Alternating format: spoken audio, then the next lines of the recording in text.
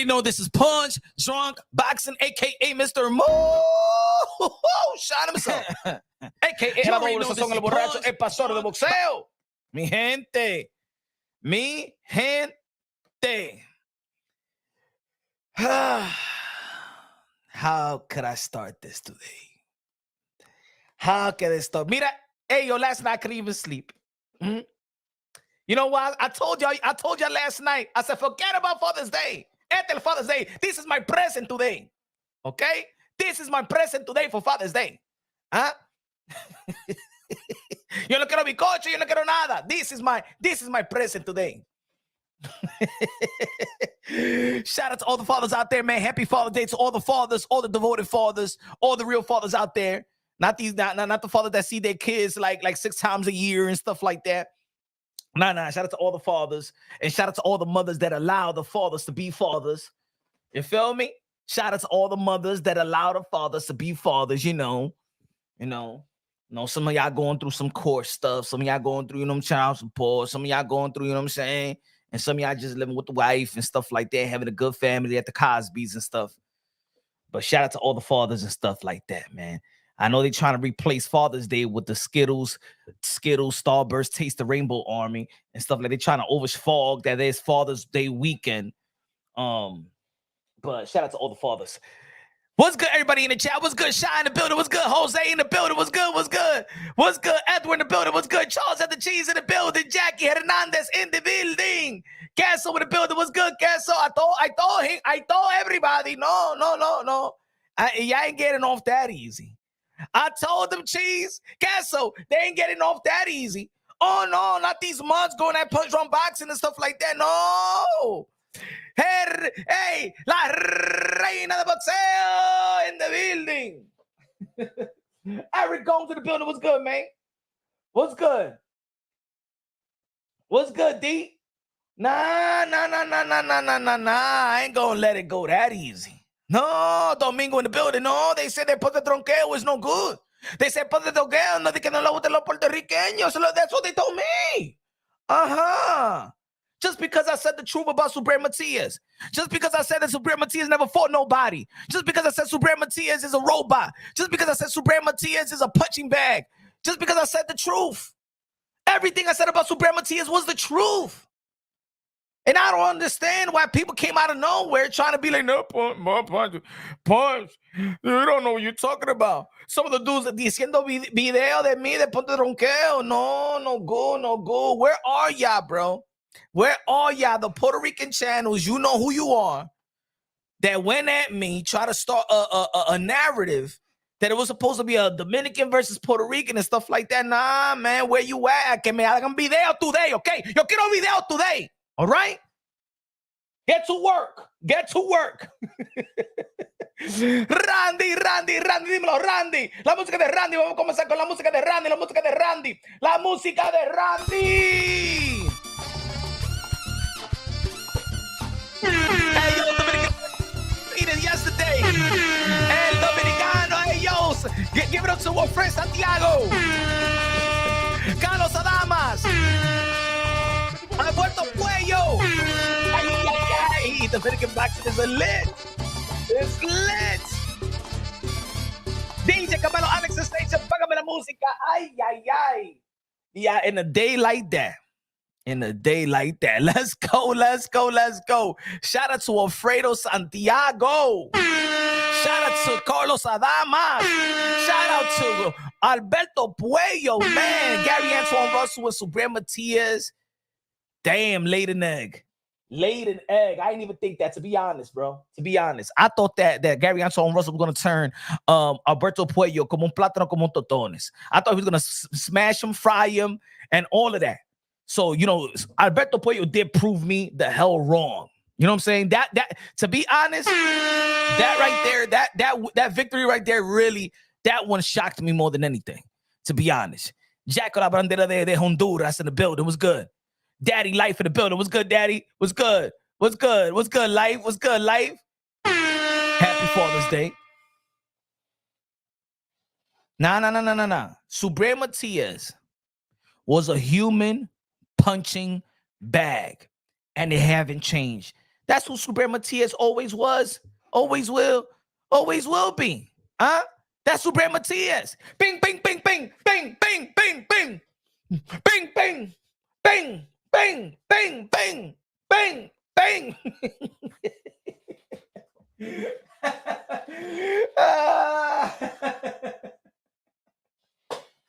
Bing, bing, bing, bing, bing, bing. Yo, I told you about this guy. No wonder he want to fight the takeover, the commander-in-chief. Teofimo Lopez, you had the guts, you had the balls to tell me to my face and our face in the sport of boxing that Matias will kill Teofimo Lopez, that Subriel Matias, the human punching bag, aka Pelagato, that he was going to do what to Teo? Hold on, let me see the poll right now. No, I want to see the poll right now. I want to see the poll. Did Matias losing shock you? Que 64% says no. Ahora 64% says no. Ahora, ¿verdad? Ahora 64% says right. No, let's keep it real on Punch on Boxing. I remember when I had the poll and it says Teofimo Lopez versus Matias, and it had Teofimo Lopez 54 and Matias had 45. No. Keep the same energy, folks. Keep the same energy. Keep the same energy. Everybody keep the same energy. Everybody that comes to Punch on Boxing and be voting and stuff like that. Pro Box TV 2-2. Keep the same energy. Y'all said that Matias was the man. Jose in the building. Good looking out, brother. Mira esto pelagato.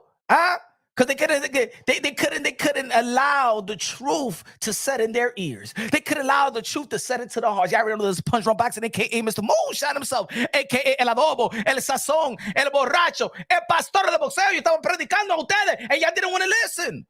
Not the people that show support of Punch on Boxing. I'm talking about, you know what I'm saying? When I'm saying the people, y'all know who I'm talking about. Y'all know, right, my people? Y'all know who I'm talking about. Domingo Bonilla con los 5 pesos de Super Chari Chari Perique a comprar pizza con Coca-Cola. I ain't gonna lie. My brain wanted to place a bet on Paru, but my soul didn't want to cause I'm Boricua. I should have placed the damn bet. Domingo, you should have went to Punch on Boxing. And then you know what? Sometimes when you don't want to know the truth, you gotta give Punch on Boxing the confidence. Hey, yo, Punch, tell me the truth about this Matias. Because I'm Boricua, right? And you gotta tell me the truth because my heart is making decisions. You know what I'm saying? Boy make decision with their hearts. Men make decision with their minds. I got it from He Got Game, Denzel Washington.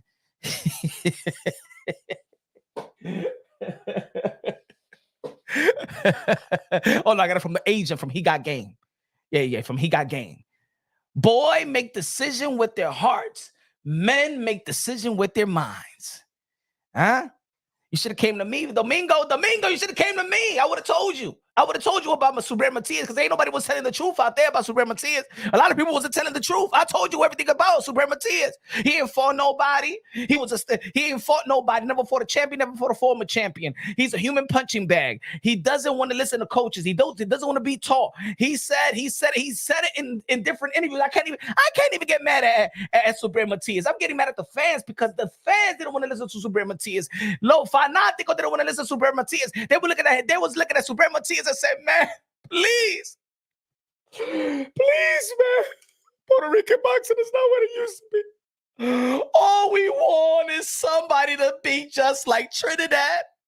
Todos los que queremos, que tú sabes, nene, que tenemos que un coto, danos nosotros, Dios, danos una cosita como Coro, como Tito Trinidad, como Héctor Camacho, nene, pero yo quiero alguien para hacer aplauso porque tenemos a Amanda Sarano, por eso es una mujer, y tú sabes, yo quiero ver quién va a ser el próximo Coto, Héctor Camacho, Wilfred Benítez. And the thing is, I understand because I was desperate. But not for Subriel Matias. I'm desperate for Puerto Rican boxing to be where it's supposed to be because I'm from New York City and we all know, you know what I'm saying, as a Latino. But being in the boxing community, we know on this side of the fence in New York City that Puerto Rican boxing, when Puerto Rican boxing is lit, Madison Square Garden, shoot off the roof. I understand that. But Subriel Matias was never that guy. He was never that guy. Y'all know he was never that guy. Hold on, give me 1 second.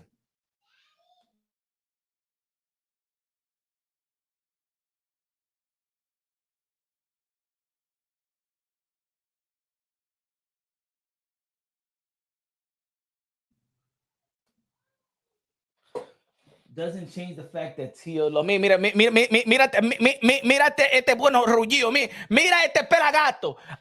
It doesn't change the fact that Tio lost to Cambosa. It doesn't change the fact that Teofimo Lopez went to the 140-pound division and became the lineal champion in the division that Matias was in for 8 motherfucking years. Maldito palomo. Desde aquí, sucio viejo. Y'all gonna stay in that shit all day. You gotta realize that the Subriel Matias, the guy that you never was a fan of, that tú le estabas mamando los huevitos, que tú le estabas, you was popping Matias ass pimples for no reason. And I told you to stop. Put your teeth back in your mouth.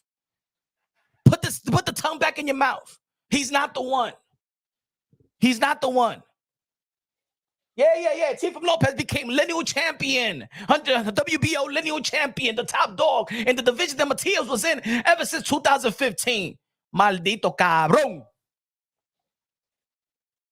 Shit, it looked like Dominicans could fight yesterday. See, that's why you get mad. See, y'all wanted to turn this as a Dominican Puerto Rico. It's not a Dominican Puerto Rico. We cousin, we brothers. Pero tú eres un pelagato, Reyes. Tu mamabicho. Spanish boxers aren't good. Guess Spanish boxers aren't good. Your pipe game ain't good.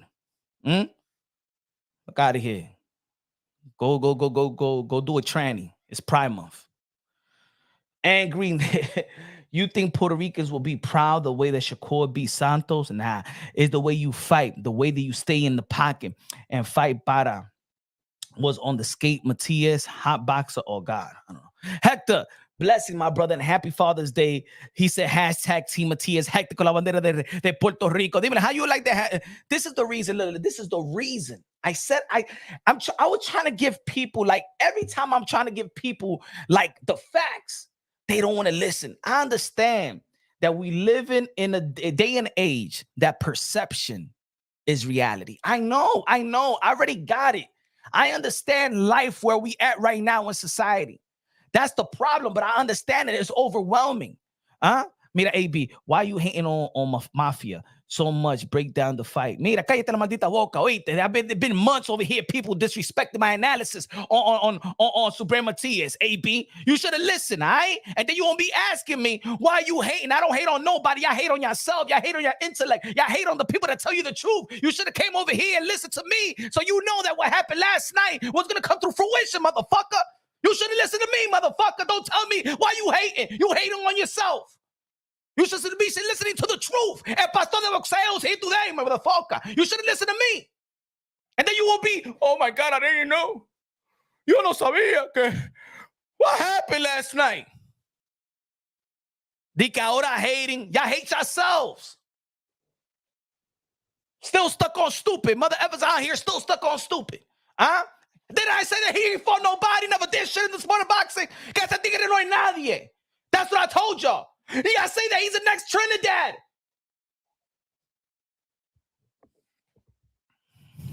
Think you're hating. No, y'all is hating yourselves. Y'all was leaving it in an illusion, perception.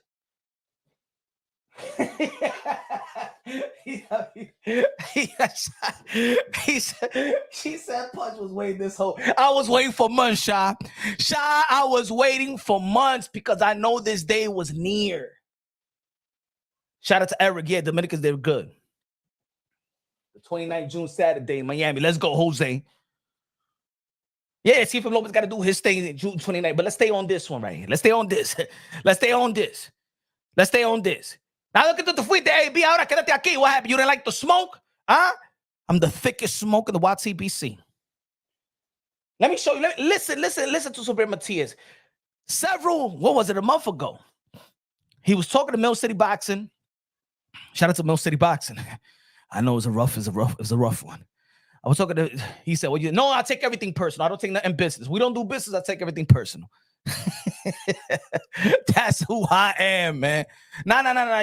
Yo, don't be your first. Your first reply shouldn't be why you hating. Your first reply should have been like, you know what, Punch Run Boxing, I did not like what you said in the past, but damn it, you said the truth. That's supposed to be your first. Thinking I'm hating because I say the truth. So now the truth is hate. What's wrong with y'all now? Perception is reality. Abnormal is normal, and the truth is hate. Mira, el smoke el fundillo tuyo, maldito palomazo. El smoke el fundillo tuyo, mi hermano. Hey, espera. AB, your name is as worse as what AB Performance versus Blair Cobbs. I should even erase my name. You shouldn't even call yourself AB. Quítate ese nombre. The AB is a loser and a drunk. Mamba mentality con los 10 pesos de Super Chari Parique. Pop off, punch. Pop off. You deserve this one. Let's go. Let's go. Ain't no feedback to me. All you gotta do, bow or say, man, my fault.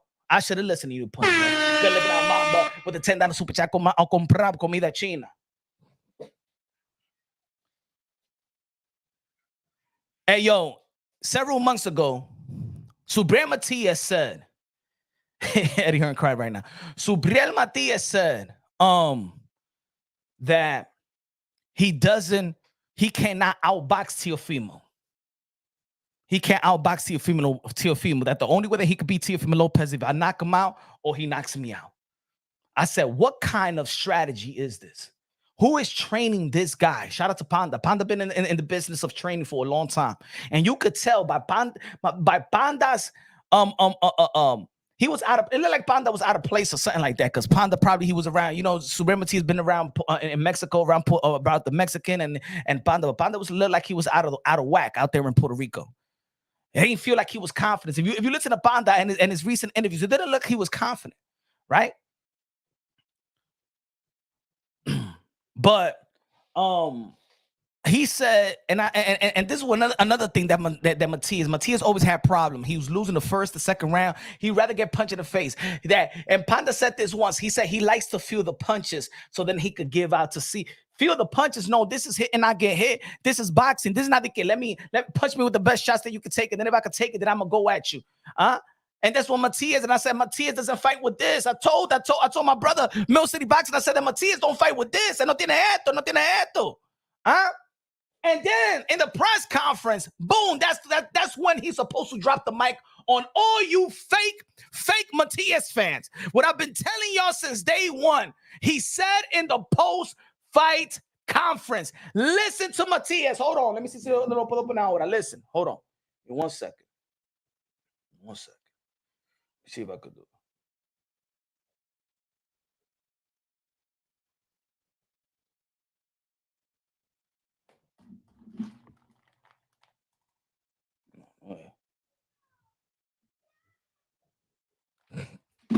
Hold on.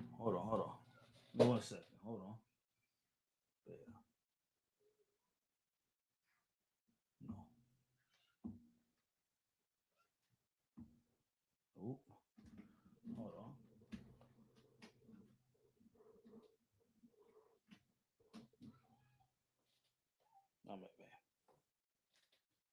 Hold on, give me a sec.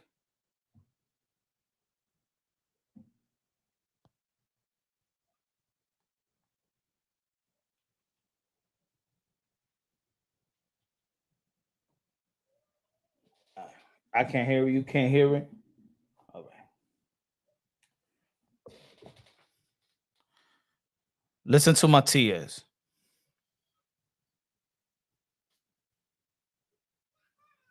What the hell?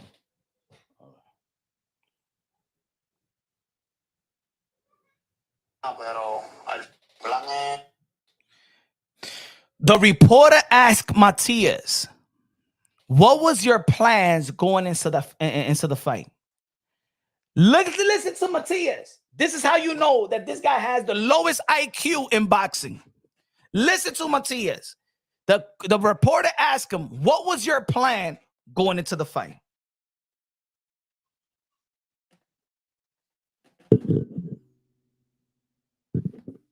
Personal. Ese plan esta noche. Realmente yo en lo personal no tengo plan.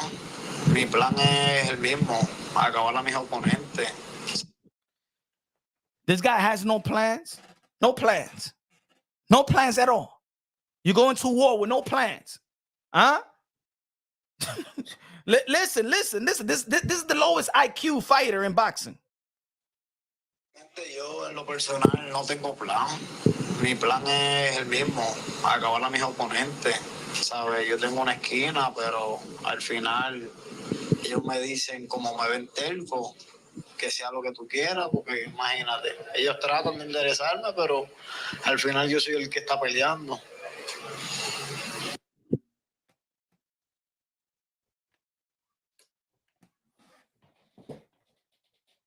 I'm not ready. Hey, he's not ready, Savage.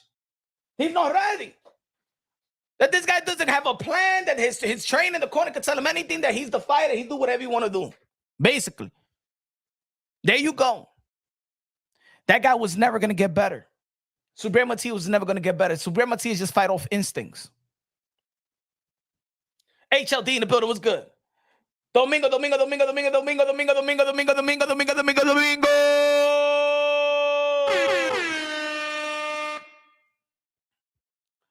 los 5 pesos de Super Chari Chari Parique. Holy shit. Alberto Best and Antoine Russell. I missed that fight last night. Who you think won that one? I see was a split decision.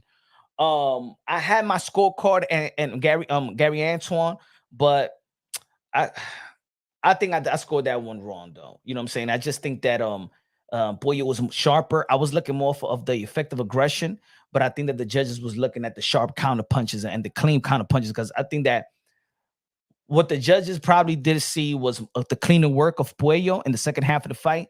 And they just saw and I was saying throughout the live that Gary Antoine Russell was erratic. You know what I'm saying? He was smothering the shots just because we could see the work on TV. That doesn't mean the judges. I always say this: keep the fight in the middle of the ring. And Gary Antoine Russell didn't keep the fight in the middle of the ring. He was smothering his own work. Yeah, some body shots was landing and stuff like that. I don't think that the judges counted too much of the body shot. But I think, look, I think that if Gary Antoine Russell assess his performance, I really think that, he just fought a sloppy fight, especially in the second half of the fight. And I think it compromised the judges. I think, again, you look at it in TV, it's different, but the judges was compromised yesterday because he didn't keep the fight in the middle of the ring, in which Puello was countering, and it was a cleaner shots to see. So I think that's what the judges actually saw. So I have no problems with the victory. I don't know. It was a close fight in my opinion, but you know what I'm saying? I wasn't happy with Gary Antoine's performance. I think it was a sloppy performance in my opinion. Jose said, ese tigre bruto. Hey, yo, my man, who goes into a fight? And he's been like that. See, Subriel Matias has been like that since day one. Now, is he a fighter? Yes, he's a fighter. Yeah. But when the problem is when people was trying to match him up. Good looking out with the $5 super chat. Jose Rosales con los 5 pesos. Good looking out, man. Appreciate you, my brother. Appreciate you. See, the problem is when they was trying to compare. Y'all went over. Y'all went crazy. Y'all went nuts. People went nuts with the Subriel Matias. It went from not talking about Subriel Matias at all to Matias will be Teo, Matias will be Ryan, Matias will be Devin, Matias will be everybody. It went from not talk that all to from being the best. Without now, this is the problem in the sport of boxing. We keep on saying people are the best without beating the best. That's the problem that I have. I say, yo, this guy is a 2-division lineal champion. This guy's an Olympian. This guy be Vasily Lomachenko. This guy be Richard Comey. Matter of fact, Subriel Matias is now better than. I don't think he's even better than Richard Comey, bro.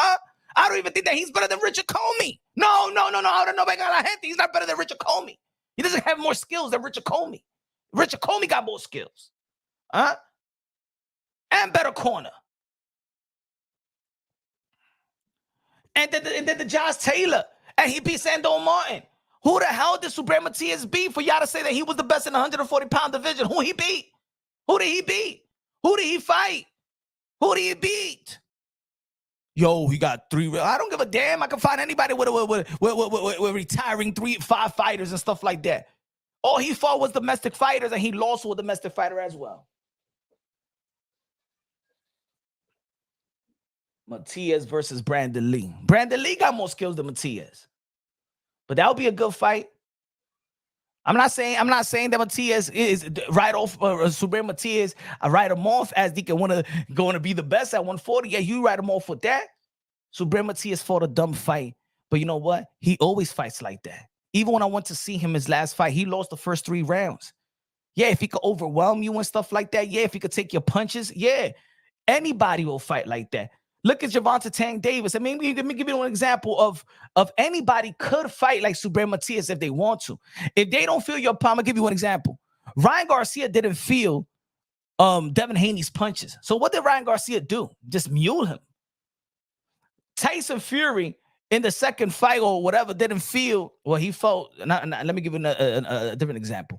Gervonta Tank Davis wasn't feeling Frank Martin's power. So what you saw Gervonta Tank Davis do all day last night? All day last night. What did he do? You think Haney could fight like Subriel? I think it'll be a better fight now for both of them. I still think that Subriel Matias will.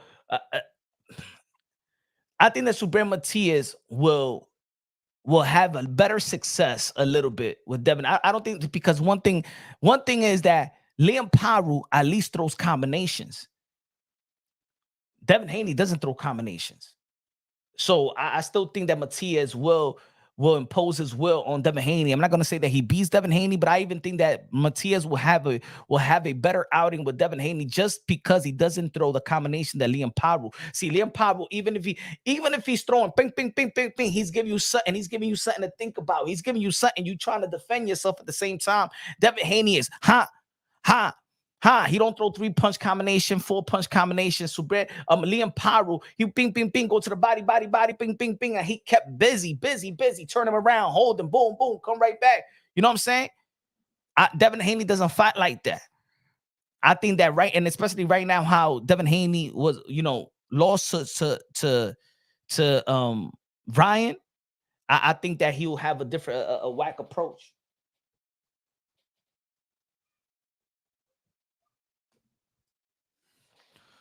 AB with a $2 super chat says, will Tank walk down Shakur with his pillow hands? I don't think Shakur have pillow hands like that. I think that Shakur, in my opinion, I think that he's actually injured his last fight.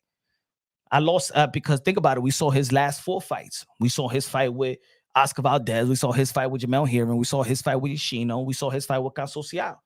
So I got to give him the benefit of the doubt that the way that he performed versus Edo de los Santos tells me that there was something wrong. He had some injury because he didn't fight like that.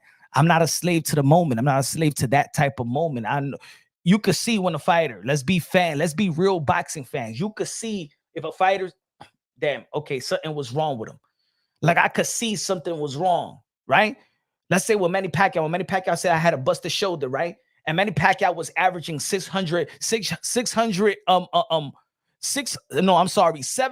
punches.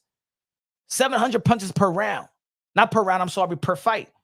And then you see him throw less than Floyd Mayweather, then you be like, I think they had a shoulder injury. You know what I'm saying? You give it the benefit of the doubt if they fight different.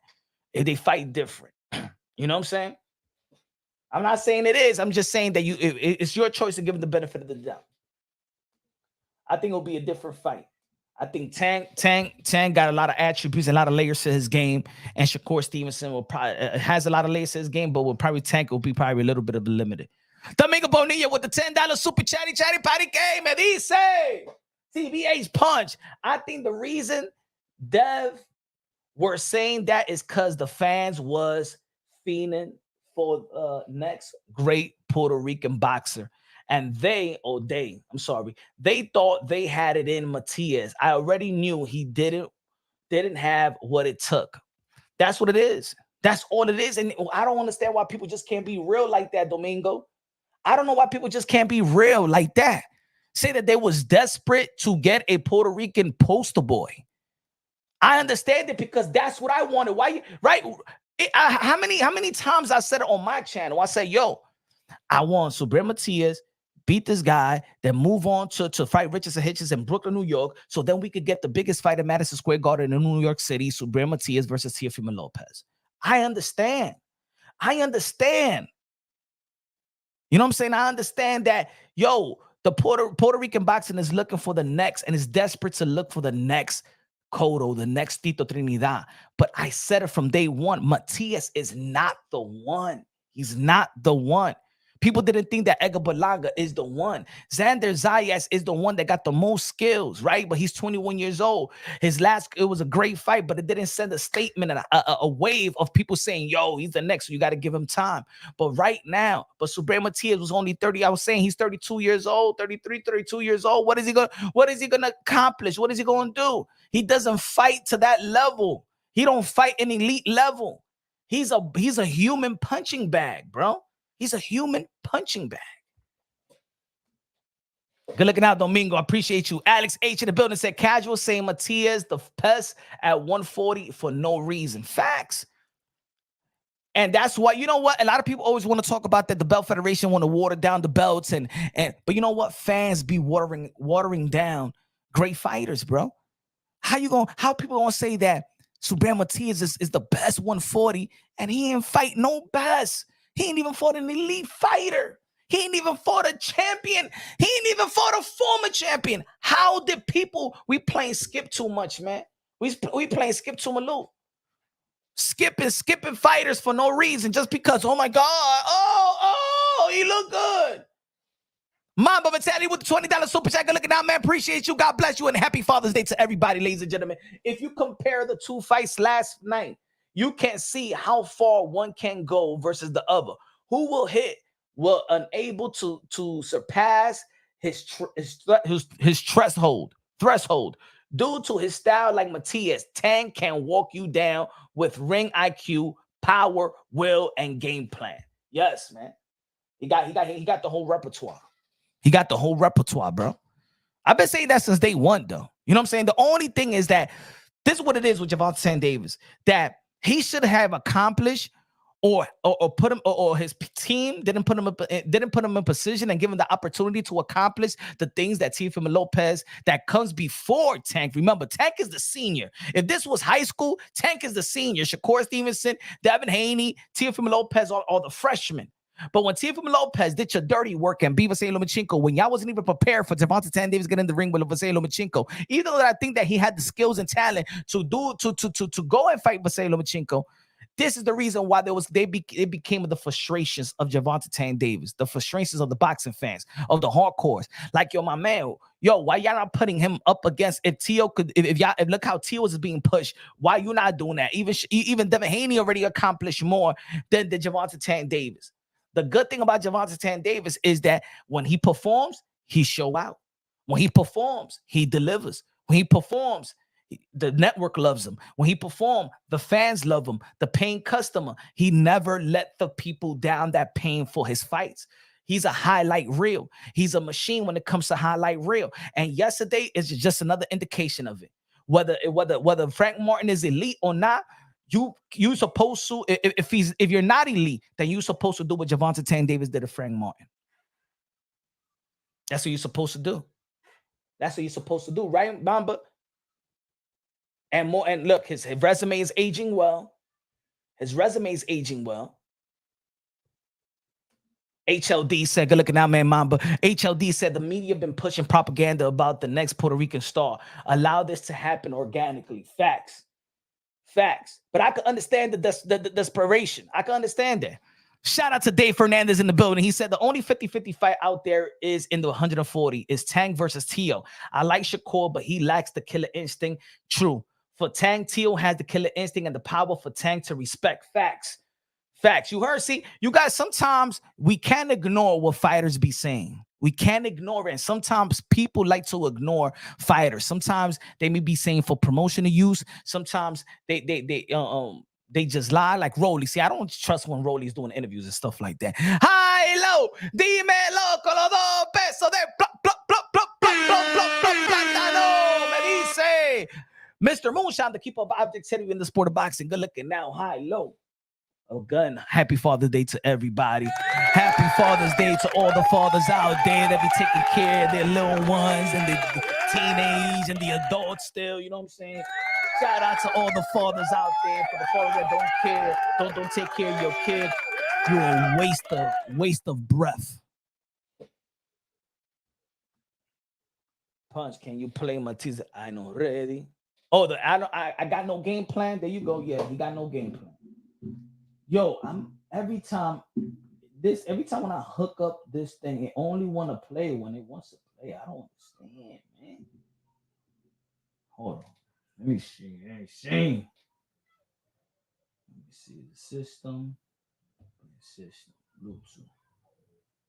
Let me see the search. Let's go. Let me see. Give me a second. Give me a second, folks. Hold on, hold on. Bear.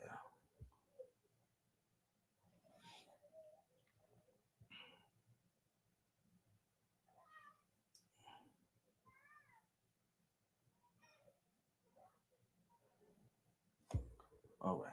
Let me see now.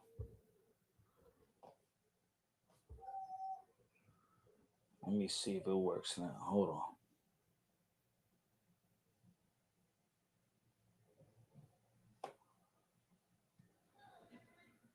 Y'all hear it? Damn, man. Y'all hear it?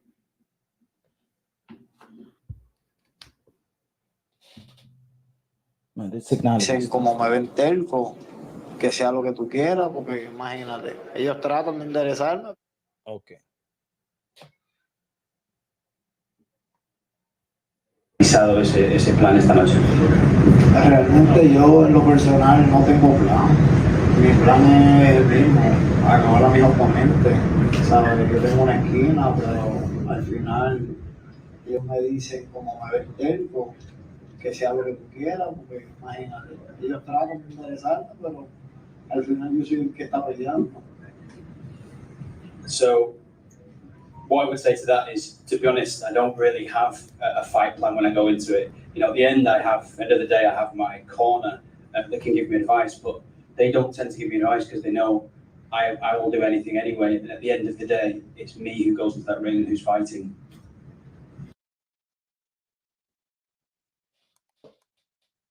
Y'all heard it? Y'all heard it? Y'all heard what Matias said?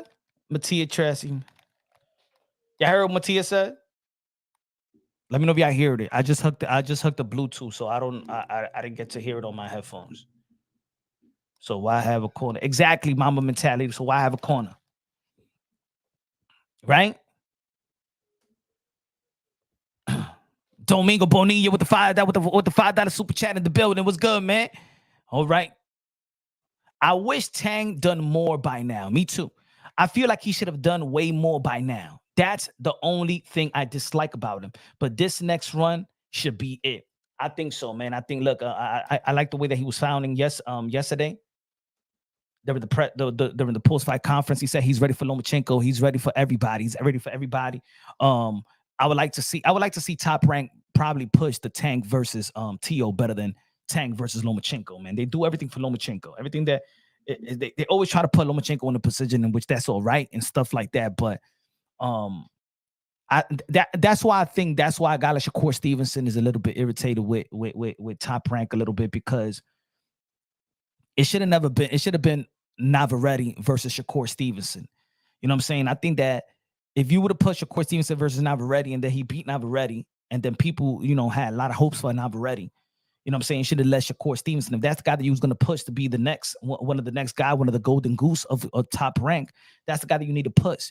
You know what I'm saying? Not supposed to give George Kambosa to Lomachenko. You were supposed to give Shakur Stevenson to Lomachenko and then build Shakur Stevenson, resign Shakur Stevenson, and then you get the Shakur Stevenson versus Gervonta Tank Davis. And I think that's the issue right there. You know what I'm saying? Sometimes, Top Rank fall in love too much with Vasily Lomachenko, and Vasily Lomachenko did his thing versus Kamboso and stuff like that. But I would like to hear them say, you know what, let's look for Teofimo Lopez versus Tank instead of Lomachenko versus Tank. They always worried about how much money they're gonna put in Lomachenko's pocket, and not necessarily thinking about, think about it. Lomachenko lose to Tank, he's gonna retire. Don't you want to keep on pushing your brand? You know that it will be better for Teofimo Lopez to fight a Tank or Shakur to fight a Tank, and the day they win, then you got longevity with that type of fighter. But I guess it is what it is. I think even though that Tank is going to be, if he fights him in November, it's not going to be, and I think that Tank and his team is going to be highly comfortable to fight Vasily Lomachenko, but Vasily Lomachenko is not the pound for pound 1, 2, 3. You can flip it around when he fought Teofimo Lopez. He's not that guy. But you know what? Because the way that Gervonta Tank Davis performed, if Tank beats Lomachenko in a way that nobody else beat him, perception is key in boxing. Yeah, he ain't gonna beat the guy that Teofimo Lopez beat. He ain't gonna be that Lomachenko. He ain't gonna be that Lomachenko.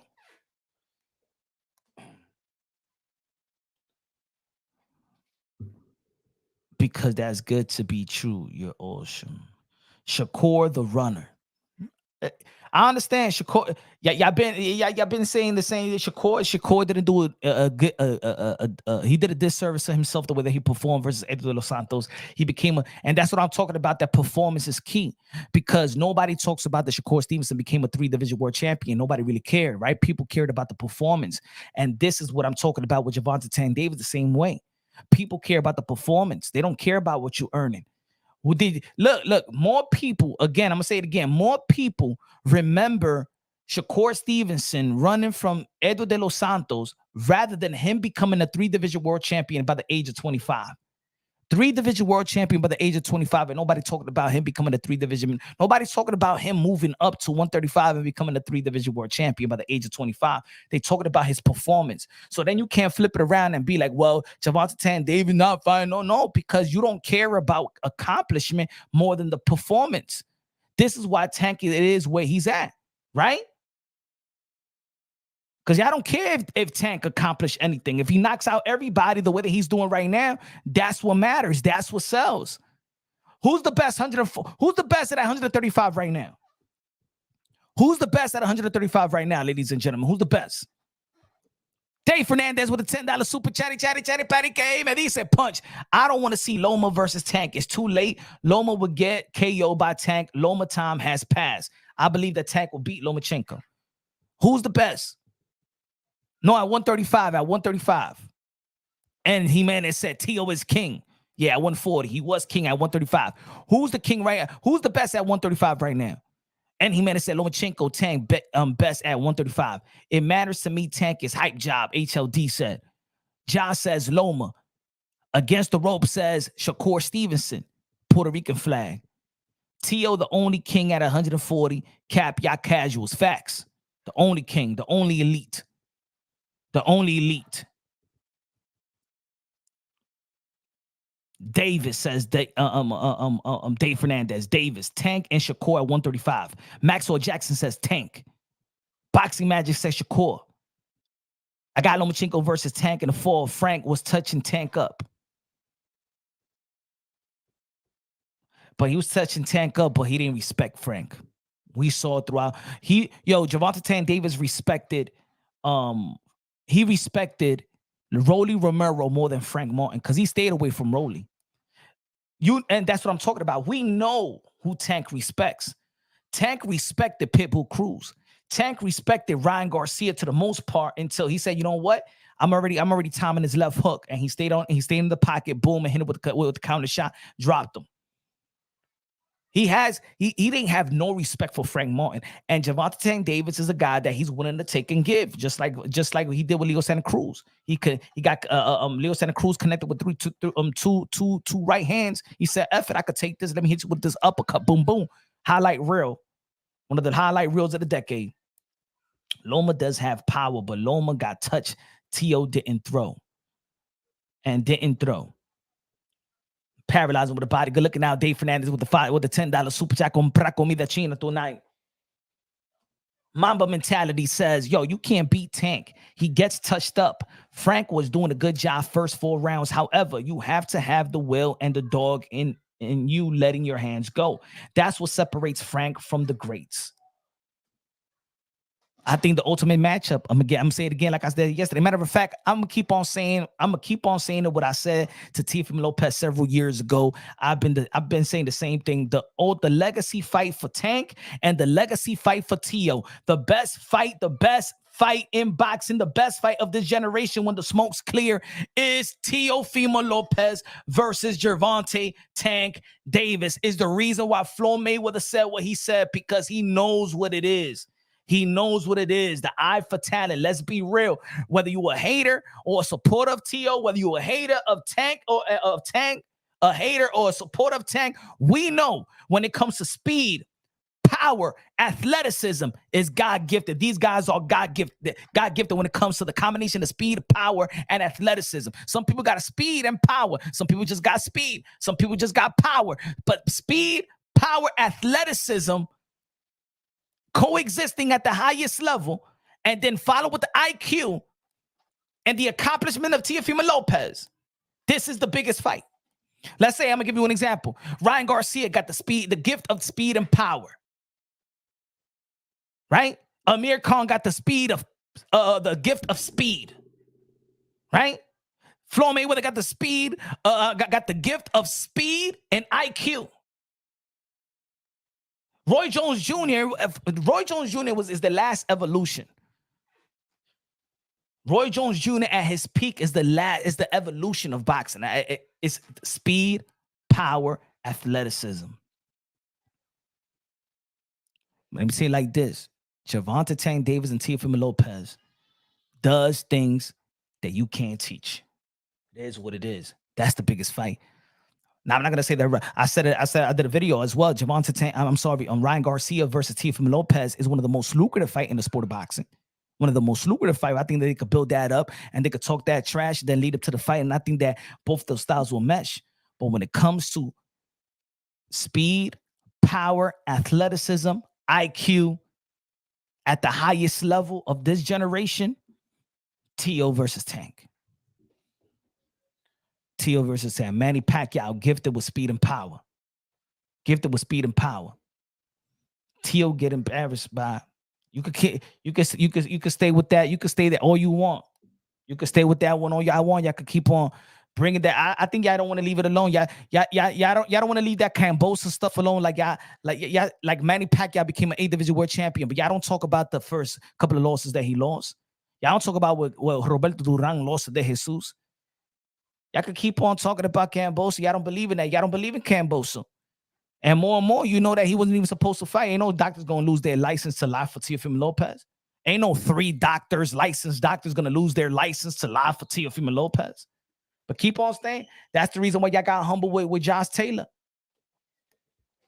That's why y'all got humble with Josh Taylor. Y'all still stuck on, but so what? He lost to Cambosa. That's why you got humble. Bet on Teofimo Lopez again. But he lost to just Cambosa. Ha ha. So all y'all got. Y'all going to say that for the rest of your life.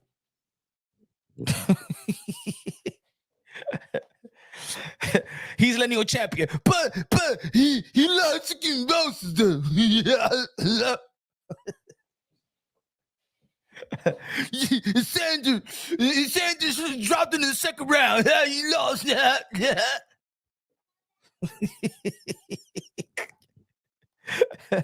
What Sanders Warren did, Smith? What he did throughout the whole fight. SID Smith. What he did throughout the whole fight.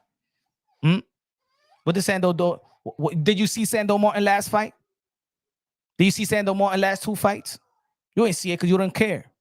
I just come over here to YouTube and be like, just let me throw it. Just let me say, Sando Martin drop.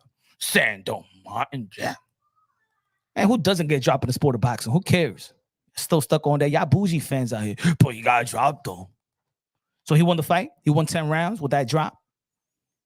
That's it. He dropped him. That's it. He won. He won. Keep on with the weekend analysis, folks. Yeah. Well, what has to? Okay, he got dropped. Sando got punched. Ooh.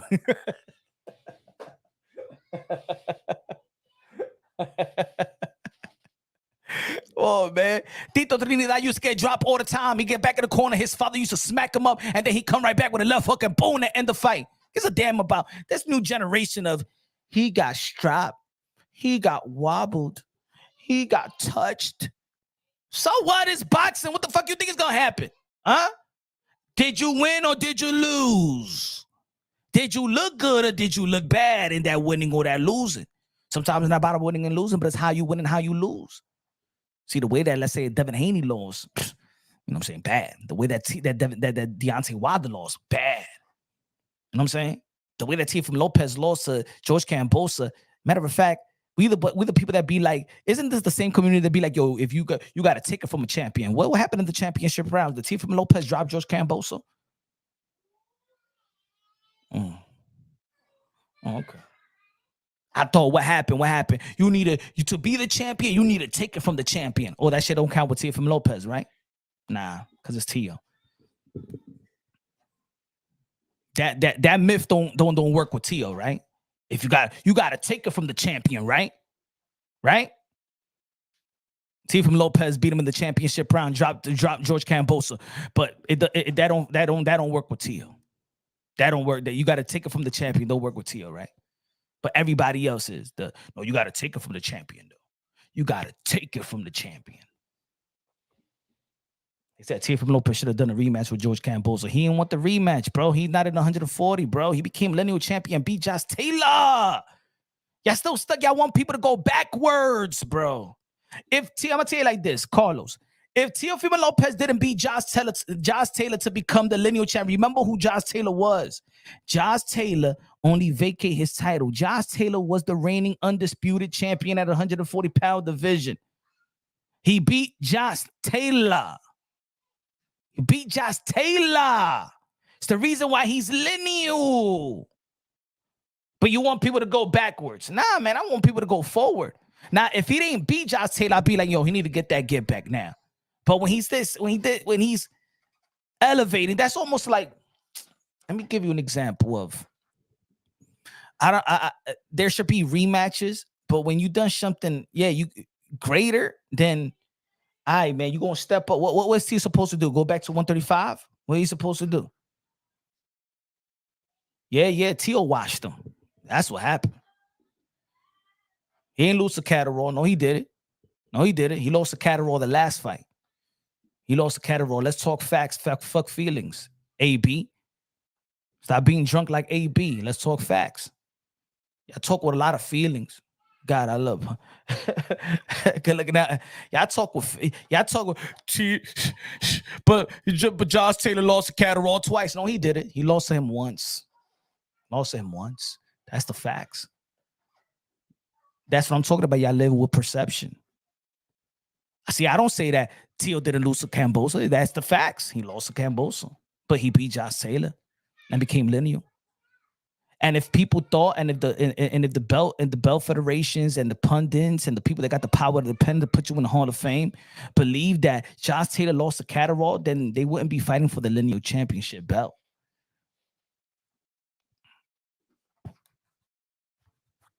No, it wasn't a robbery. No, it wasn't. It was a close fight. Every time when there's a fighter, there's an underdog that you had no expectations of doing anything, and he put up a challenge to the high invested fighter or the champion, automatically is a loss. Come on, we know boxing. Come on, I know the pulse of the boxing community, bro. That's why we here every day. That's why we break down boxing every day. Every time, if the favorite fighter is fighting the underdog, but the type of underdog you have no expectations. See, you had no expectations for Catterall. After Josh Taylor beating Jose Ramirez, people was talking about Josh Taylor being the next opponent for Terrence Bud Crawford. So when just like I had no expectations for George Kambosos. Even though when I talked about George Kambosos a year before Teofimo Lopez ever fought him, I said that George Kambosos would give a better fight than Vasily Lomachenko, and everybody thought that I was capping. Go back, the video is still up, right? Don't pay attention. No, I'm here for it, bro. Don't pay attention to these haters punch. They salty. I know they salty, but that's why I got to give it right back to them. I got to feed them some medicine. I got to feed them medicine, brother. You feel me? I get you, but I'm here live for it. You know what I'm saying? Because they got me listening to them is like looking in themselves in the mirror. I'm just proving themselves that they dumb. They'd rather live in perception and not reality, and an illusion. Like Matias fans. There was no such thing as Matias fans a year ago. I never met a Matias fan in my life. Matias don't even be in Puerto Rico. Matias throughout his career, in which the later part of his career been in Mexico. He didn't even care about going to New York City and fighting New York City or Boston or the tri-state area where all the Puerto Rican fans is at. He didn't give a damn. Let's not forget his last 2 fights. He was coming out with Mexican music, bro. And then all of a sudden, he got hyped now. Now he's in Puerto Rico and he dropped a concert. He tried to beat Tego Calderon, having a concert for 10 minutes before getting inside the ring. You guys thought because he was a dark-skinned Puerto Rican that he was going to be the next Tito Trinidad. Let's be honest. Let's be honest. The only reason why you thought that he was going to be the next Tito Trinidad is because he was a dark-skinned Puerto Rican, and I thought he was going to be the next Tito Trinidad. You know what I'm saying? And everybody knew it. Everybody knew it. Now, if Subriel Matias was doing that and he was 22 years old, oh shit. But come on. What's the ceiling for Subriel Matias? Where did this hype come from? Yeah. Let's talk about that. Lenny Rosario with the $2 super chat. Appreciate you, my brother. Where did this hype come from? Before the fight in November, where did this hype come from? Because even when he killed the fighter in the ring, ain't nobody was hyping him up. When did people hype that? When did people feel like, oh, Subriel Matias is the best 140? Who did he beat? Anybody. Now let's talk. Now that maybe some of you, half of you are humbled. Now y'all could be in the chat and tell me and tell the truth. Tell the truth now. Tell the truth. I know that y'all was just supporting Matias because y'all was hating on Tio automatically for whatever reason. And to be honest, Teofimo Lopez was uplifting Puerto Rican boxing more than Matias out here in this side of the pond. Teofimo Lopez was uplifting Puerto Rican boxing more because in New York City, there was more. In Teofimo Lopez fights, there's more Puerto Ricans than Honduran. In New York City, Teofimo Lopez was adopted by the Puerto Rican fans. If you've never been to a Madison Square Garden fan, you've never been to a Teofimo Lopez fan fight, you understand what I'm trying to say. Teofimo Lopez in New York City got more Puerto Rican fans than Subriel Matias. I ain't seeing none of y'all in Las Vegas. People wasn't traveling for Subriel Matias. So where this phenom come from? He said, I never met a Honduran in New York. I grew up with Honduran. I grew up with a couple of Honduran. One of my boys passed away, by the way. Rest in peace. And I played baseball with Hondurans out there in the Bronx and St. Mary's Park. A lot of Hondurans. They used to get together and stuff like that. Honduran festivals out there in St. Mary's. Come on, now let's talk for real. What was the hype? Maxwell Jackson said, I'm Honduran. Shout out to the Hondureño. Honduran coming over in different colors as well. My boy Milton Honduran as well. Carlos Romero. Me dice. But a $2 super chat. Tio versus Barrios at 147 to become a 3-division world champion. I like that fight. I like that the Brian Norman Jr. fight to become a 3-division world champion. And the Mario Barrios fight is good. It's a good fight. That's a good fight right there. That's a good fight. I think Teofimo Lopez, if he's not going to get the guys to unify the titles, I like the notion of unification bouts, but looking at the way boxing is at right now and looking that you're not going to get massive credit by just being, I don't think that is an attractive matchup, in my opinion. You know what I'm saying? Teofimo Lopez, look what he's done. He still don't get the benefit of the doubt from the fans. So you know what? If I was him, I'll move up and fight as comfortable as you want to be, become a 3-division world champion. Brian Norman Jr., top rank, both guys from top rank. If you can't get Ryan, if you can't get Tank, move up to 147. You ain't going, Devin Haney's not going to fight Teofimo Lopez, so move up. It's no reason. It's no reason to stay there. Regis is not going to fight him. Jose Ramirez is not going to fight him. Pitbull Cruz is going to be fighting in August. He's not going to fight him. So what he's going to stay there for? Because then he's going to get another Steve Catterall. I'm sorry, not Steve Catterall, my fault. Jack Catterall is not going to fight him as well. They say they're going to fight him, but Eddie Hearn's not going to put that fight. Eddie Hearn now, what Eddie Hearn is going to do now for sure, Eddie Hearn is it's going to be Eddie Hearn versus, I'm sorry, it's going to be Jack Catterall versus Liam Pyro. That's it.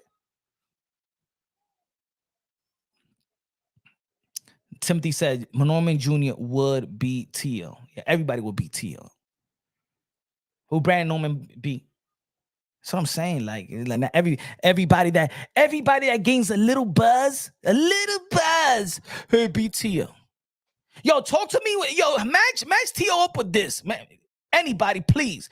Let's be real. Match me up. When y'all want to come over here and be like, yo, but match me up with somebody that gained. Hold on, let me see. Hey, yo, match me up with somebody that got this with Tio. Please, man. Please. That's what I want. Match him up with something that got this. Before y'all go on running off a cliff one more time, tell me. Tell me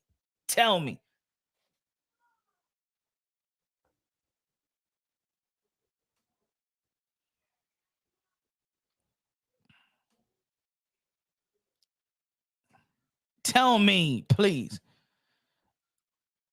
I'm gonna put you on time. Keep on spamming. Say something else. Don't spam. I want you to say something different, Ray. Yes. I'll just put you on a little bit timeout, so you can say something different. No spamming. You looking like a person that just spammed me the same shit.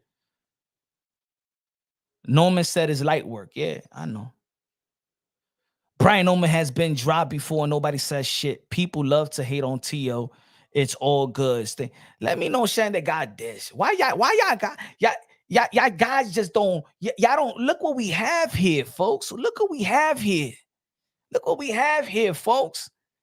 You guys are still trying to look somewhere else. Y'all still trying to look somewhere else. The best is right in front of y'all. The best is right in front of y'all. That's it at 140. The best is right in front of y'all. Now let him fight what we feel is the best. Let him have his mega matchup now. Let him have his mega fight. Because we all know, as the fans of the sport of boxing, he's done good for the sport of boxing. Let him have that big money fight with Tank. Let him have that big money fight with Ryan Garcia. If he's calling out Bud, damn it, give him Bud. If he get knocked out by Bud, then he get knocked out by Bud. Who cares? At least he's calling Bud Crawford out. Ain't nobody calling Bud Crawford out. Other than the Boots. Ain't nobody calling the Bud. See, we ain't even babysitting Teofimo Lopez. Teofimo Lopez won Bud. We like, hey, yo, they won Bud. His father's calling out Bud Crawford. And us, the fans, is like, no, Teofimo not ready for Bud. Teo's not ready for Bud. Even though that Teofimo Lopez will be the most accomplished fighter in Bud Crawford's resume. But Teofimo Lopez, but you know what? Bud Crawford is allowed. Bud Crawford is allowed to be great, right? He's allowed.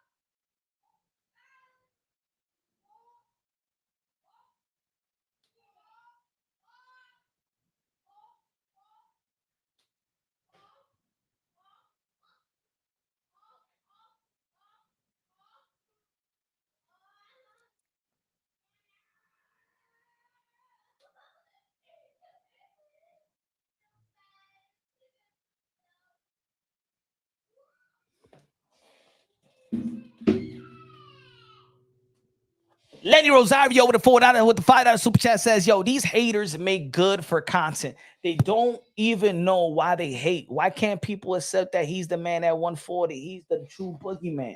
He's the boogeyman. The real boogeyman always been Tio.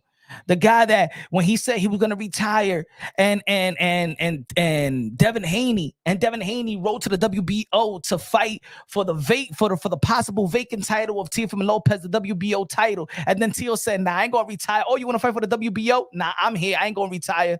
And then Devin Haney goes and petition for the WBC. Why he ain't petition for Teofimo Lopez? See? And he ran. And then And then after that, Teofimo Lopez sent a contract to Subriel Matias, but Mr. I not ready. Hey, I not ready. He not ready, la mano. He's not ready. Huh? You gave them a pass. He gave Jose Ramirez a contract. He signed with Golden Boy Promotions. You gave them a pass. And that's why he faced Jermaine Ortiz. He's the real boogeyman. See, when he get a good performance versus Josh Taylor, ain't nobody was calling out Tio. When Tio beat Lomachenko, ain't nobody was calling out Tio. Ain't nobody sending no petition. Ain't nobody sending no love letters to Belt Federation. So please let me fight Tio.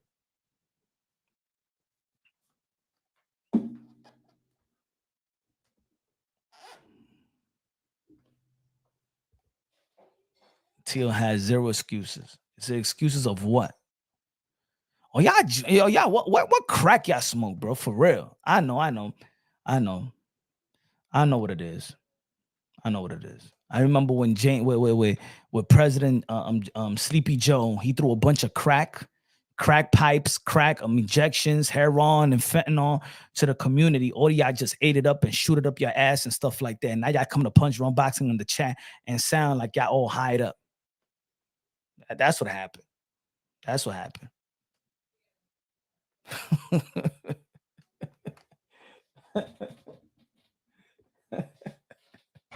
a liar. He said Edwin Nieves said, stop lying. Devin been trying to fight Tio. When Edwin? When? June 2021, there was supposed to be a meeting with Top Rank for Devin Haney and Teofimo Lopez. Who didn't show up? Did he show up to the meeting? Nope. When Teofimo Lopez lost, was he celebrating? Yes. And then he went to Top Rank, right? He went to the meeting with Top Rank to get a George Camboso fight. When he went to the meeting with Top Rank to get a Devin to get a Teofimo Lopez fight. Why he didn't petition to fight Teofimo Lopez when Devin Haney petitioned the WBO to fight for the vacant title, to fight Arnold Barboza for the vacant title? He said it's on record. It's on paper. On record on what? On YouTube? You guys just be lying to yourself to lie. Don't do it for no other fighters. Don't do that to yourself, Edwin. Don't be a liar to yourself. Don't look at yourself in the mirror and lie to yourself. Why y'all do that to yourselves? Why people do that? Y'all retarded or something? You know what I'm saying? Why y'all do that to yourselves? Did Devin Haney send a request to the WBO to fight for the vacant title if Teofimo Lopez gonna vacate his title to fight Arnold Barboza? Yes or no? Yes or no, brother? He said Tio asked for, nobody asked for $20 million, my brother. What are you talking about, bro? Because his father said in Devin Haney's face, his father don't do no deals. He ain't David McWaters. He ain't Top Rank. And what did Teofimo Lopez said on Twitter that same day? What are you talking about, man? What are you talking about, Edwin? What are you talking about? Guys are drunk for no reason. It's all right. Stop getting humbled by these cats over and over and over. Don't get humbled by these cats. Don't be dumb. These are fighters. That's it. And we're just fans. You don't got to be a dummy. You don't got to lie to yourself for no reason. Then Devin Haney's not going to give you a cookie. T ain't going to give you a cookie. No other fighter's going to give you shit. All you got to do is just tell the truth. Unbiased, logically, and objectively. Be a fan of whoever you want to be with. But come on, bro. Devin, Russell, Matias exposed. Devin just tweeted he getting ready to back in the mix. Yeah, call out Ryan Garcia. Forget about being in the mix. Prez, you need to call Ryan Garcia and get that ad and get it in blood. Get it in blood, bro. Edwin, what you talking about was when Teofimo Lopez Sr. and Bill Haney was together and he said $20 million. Knowing that they was not going to fight him, man. Man, he's being sarcastic, bro. You don't even know how to take sarcastic. And again, Teofimo Lopez Sr. does not do deals for Teofimo. Top Rank, David McWaters, and Tio does it. And Teofimo Lopez said on the tweet towards Devin Haney, ain't nobody asked for no $20 million, bro. What are you talking about, man? What are you talking about?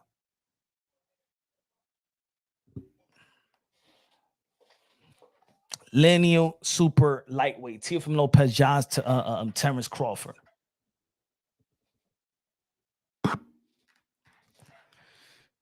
But yeah, man, back to Matias getting exposed as one of the biggest hype jobs in boxing. Got these haters salty as yeah, man. Yeah, that's what it is. See, you know how they're going back on Tio? Because Matias was just Matias was just another fighter that got a vacant title from another fighter that never proved nothing. Teofimo Lopez, I'm sorry, Subriel Matias never was anything special like that, man. He just never was, man.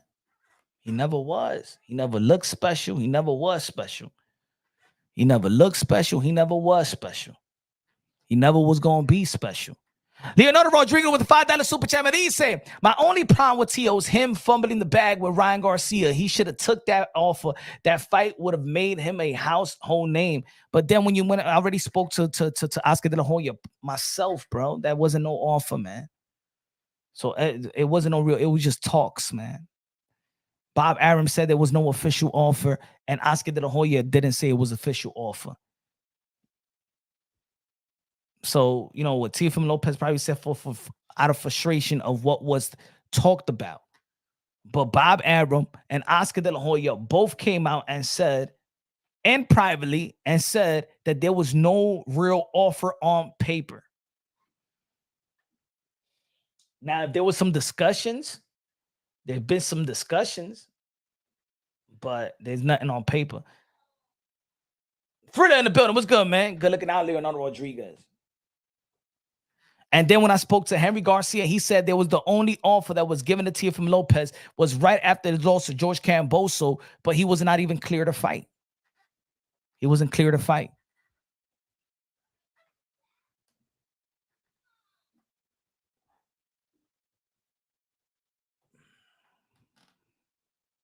He didn't prove.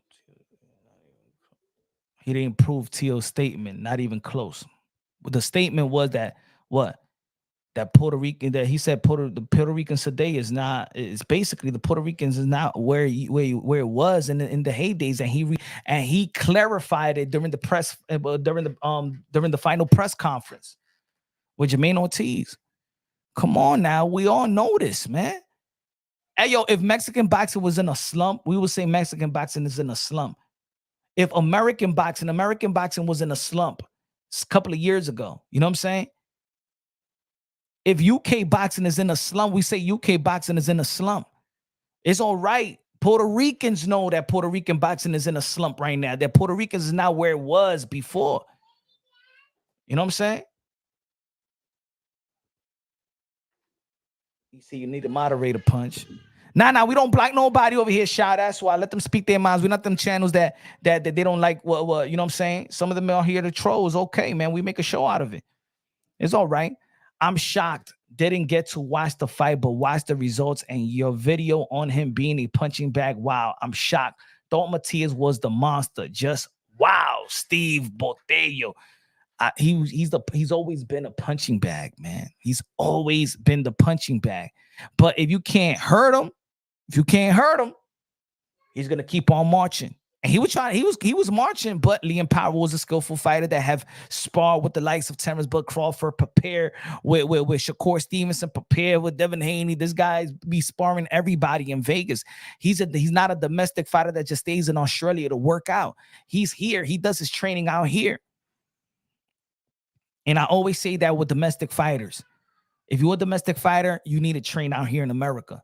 You know what I'm saying? That's why Manny Pacquiao trains out here in America. He gets his sparring out here. You know what I'm saying? Triple G, where he trains in America. You know what I'm saying? Got to train in America. Because this is the best sparring. Always been. He was even Lennox Lewis. He came all the way to America to get some sparring work. Ben Whitaker comes to America to get his sparring work. Look at this. Even Cambosa be in Florida, get his sparring work. You know what I'm saying? When the domestic fighters work out here, they become different fighters. Now Yaino Uwe came over here and got some work in. He been training out here as well. Now yeah, you know what? Xander sold out the Hulu. We good. I like Xander's Eyes. I think that Xander's Eyes is the front runner for Puerto Rico for the poster boy of Puerto Rican. But right now, Amanda Serrano got it locked down. Amanda Serrano has keeping Puerto Rican boxing afloat. Elvis, good looking out with the $5 super chat, says Matias el fraud de Martineño. Dude is hype. First time he faces a top 10, he loses. Imagine what Teo would have done to him. He would have knocked him out cold. Would have knocked him out silly. Because at least Teofimo Lopez have power. He would have knocked him out the damn ring. He would have made Subriel Matias look like Martin Lawrence in the episode with Hagler.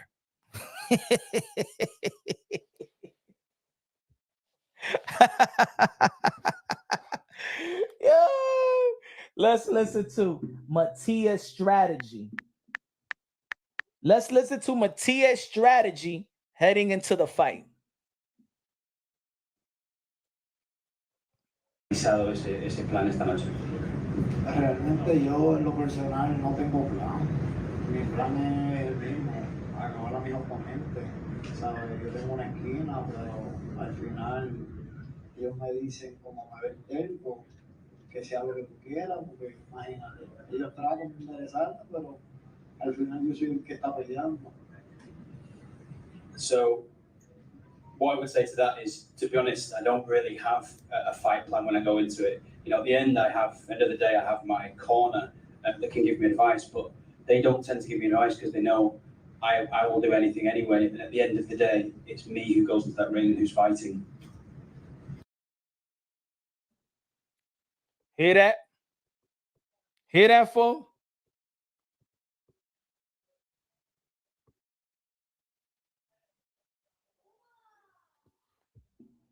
You hear that? He went out there with no plan. He don't give a damn what because apparently his trainers can't control him, control what he's gonna do, whatever game plan. Come on, man, that don't sound like a fighter that wants to win. That's a fighter that go out there off instinct. You can't teach him anything. That's what he's trying to say. No trainer could teach him anything at this point. Thriller Tommy Hearns versus Martin. Yep. That's what Teofimo Lopez. Teofilo's going to turn Viva, Chacole, Bori, low nose boxing. Y'all remember last year, low nose boxing, we was talking about who's the Puerto Rican, who's going to be the next Puerto Rican. Everybody was saying Shakur Stevenson, and the Shakur Stevenson laid an egg versus Eduardo Los Santos. Then the emerge of Subriel Matias out of nowhere. And then it's like, oh, forget about Shakur Stevenson. He black, he not Puerto Rican no more. It's crazy. Crazy.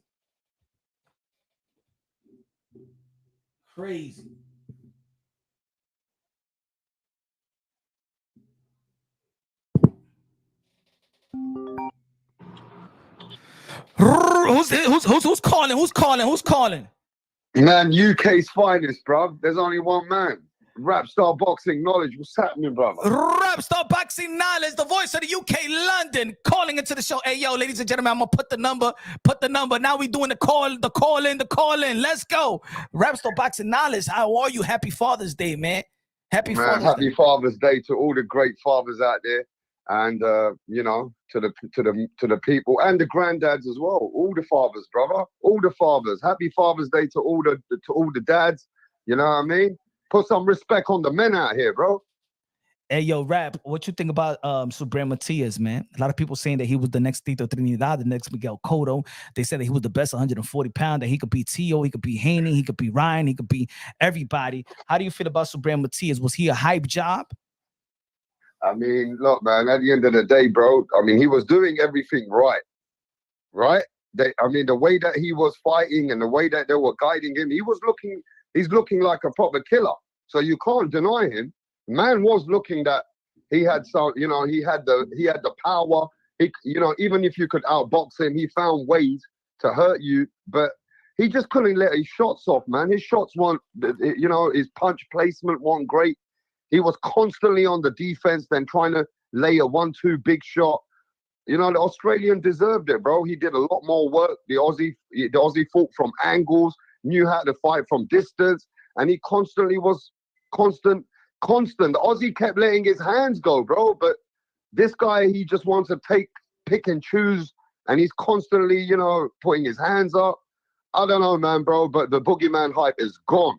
He ain't that boogeyman no more. And what's going to happen is Eddie Hearn signed him to get the T.O. fight, the Haney fight. Now, where does he go with this? How does he build this product? And how does Eddie Hearn rebuild it?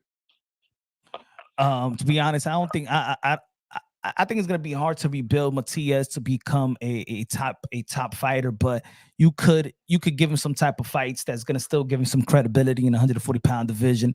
I think that he's gonna line up Catterall versus Paru now. I think that's gonna be more of a fight that is gonna be. I think he's going to be looking out for Catterall in that sense, because I think it's a winnable fight for Jack Catterall, in my opinion. Even though I think that Liam Pyro is a better skillful fighter than Catterall. I think he takes his. I think in the championship rounds and in the late last round, he ran out of stamina. I still think that Jack Catterall is more like an 8-round fighter. Still, I don't think he's ready for that 12 to go to be consistent throughout the. I seen it in the last 2 fights with the last 3 fights. He takes his foot off the gas. I think that would be the next fight. For Subriel Matias, you still got to reach his progress. You know what I'm saying? I don't think that Subriel Matias reaches his progress trying to be a champion again. And I don't think that Subriel Matias is going to be a champion in this 140-pound division. But I think that would be a fight that they're still going to be. I think that's still a fight because, you know, they're still under contract. They still got to get a fight with Regis Prograis. They still got to get a fight with Subriel Matias. Why not that fight? They've already been promoting it. So I think that's going to be the next fight for Subriel Matias. They're going to have to milk him now. They can't just give him an easy fight. He already lost his first fight with Matchroom Boxing. They're going to have to milk this contract. The problem I got with this though, okay, who's Paro with? Is Paro with Eddie Hearn? Yeah. With Matchroom now. Mm-hmm. So Eddie's a winner either way. Yeah, he's a winner either way. Eddie's a winner either way, but the big problem I got here is he tried to build Subriel Matias in his own country, took him to Puerto Rico, right? And bring the whole fans over there, and then he fucking loses in front of them. You can't get worse than that. I hope you guys understand that. That fight yesterday for Subriel Matias was going from, you know, like a guy who's just going from to get to the next level. You're talking about a man who was going to get a country on his side to become a $5 million fighter. That's all gone. Everything that he did yesterday was to get to the next level, right? And Eddie Hearn gave him the platform. Now he lost in front of his home crowd, bro. You do realize he's lost a lot of credibility. His brand has just gone to trash. This was the time for him to elevate, bro. His brand never reached to the potential that it was needed. But he was getting to the brand. He was about to, and that's why they did it in Puerto Rico. You know what I'm saying? They took a long time. I mean, his manager did a horrible job before the Matchroom deal. At least, you know what I'm saying? Right away, he signed with Matchroom, and Matchroom already had a plan to elevate the brand. And missed a big bag up. Imagine if he was your fighter. He dropped the bag. He missed the bag because he missed that Madison Square Garden sold out crowd, T.O. Matias type of feel. He fucked up the bag bad. Bro, he didn't fuck up the bag for himself. He fucked up the bag for every single person who has built him to that point. The trainer, the nutritionist, the man. Bro, every single person. What you know this boxing business. Everybody waits 5 years. They build fighters. They put their blood, sweat, and tears. You remember what you were saying, that people leave their children, their wives to build fighters, right? Yep. This is a life. This is not just over. This is years and years of work. Of sacrifice. Yeah, bro. Everybody fought. Bro, everybody lost. Everybody around Subriel Matias got. Bro, everything they waited for all those years is gone. And the thing is, they lost to a guy that, let's be honest, they wasn't ready to lose to him. And that's why I said, man, you should have just fought Super Bowl week, Teofimo Lopez. And think about it. If he would have lost to Teofimo Lopez, it wouldn't have been that bad. It would have been that bad if he would have lost to Teofimo Lopez. Because he would have been, oh, okay, he lost a decision, maybe a decision to Teofimo Lopez, or he lost to the lineal champion. You know what? But to Liam, I said Liam Williams. I'm sorry, to Liam Pyro. But to Liam Pyro, I'm not saying that Liam Pyro is good, but I'm just saying that he was not known. Liam Pyro, that's who you lose to? That's who he was waiting for? That's who he was waiting for? That was the hype on Subriel Matias? Huh? Yeah, and it's bad. You know, people don't realize how bad this is. It's pretty bad for Subriel Matias. But it's great for Liam Pyro in Australia, bro.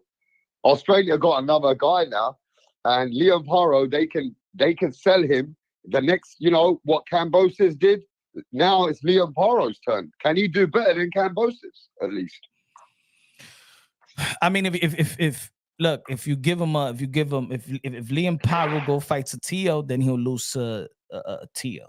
But if you give him Catterall, I think he'll win again. And you give him he gets some. If I was him, I won't do the same mistake they did with. I won't do the same mistake they did with George Camboso. You don't give you Teofimo Lopez. All right, man, go and have your homecoming victory for the easy fight, and then get a Haney and then a Loma or something like that. Yeah, and in the business sense of things. I mean, it's good that he fought right away, but I'm just saying in the business sense.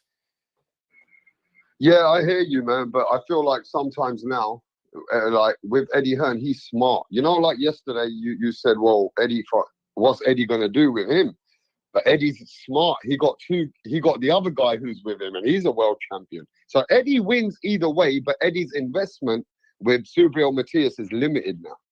Because and at the end of the day, that he didn't sign Subriel Matias because he felt that he was a great fighter. He was trying to captivate. It was all about the Puerto Rican market for Eddie Hearn. It was all about the Puerto Rican market. It doesn't have to be Matias. That's why he got Edgar Berlanga. Because the Puerto Rican market, he's banking on the market, not banking on the fighter.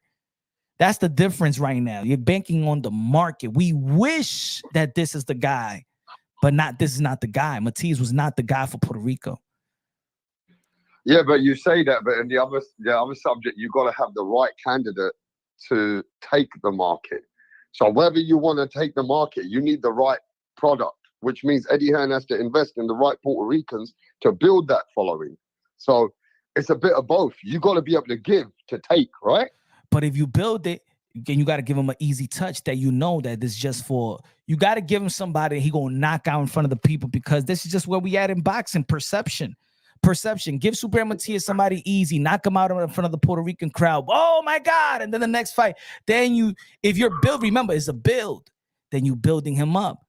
Right? You're just... Yeah, but styles make fights, bro. Styles make fights. So Subriel Matias put him with Regis Prograis.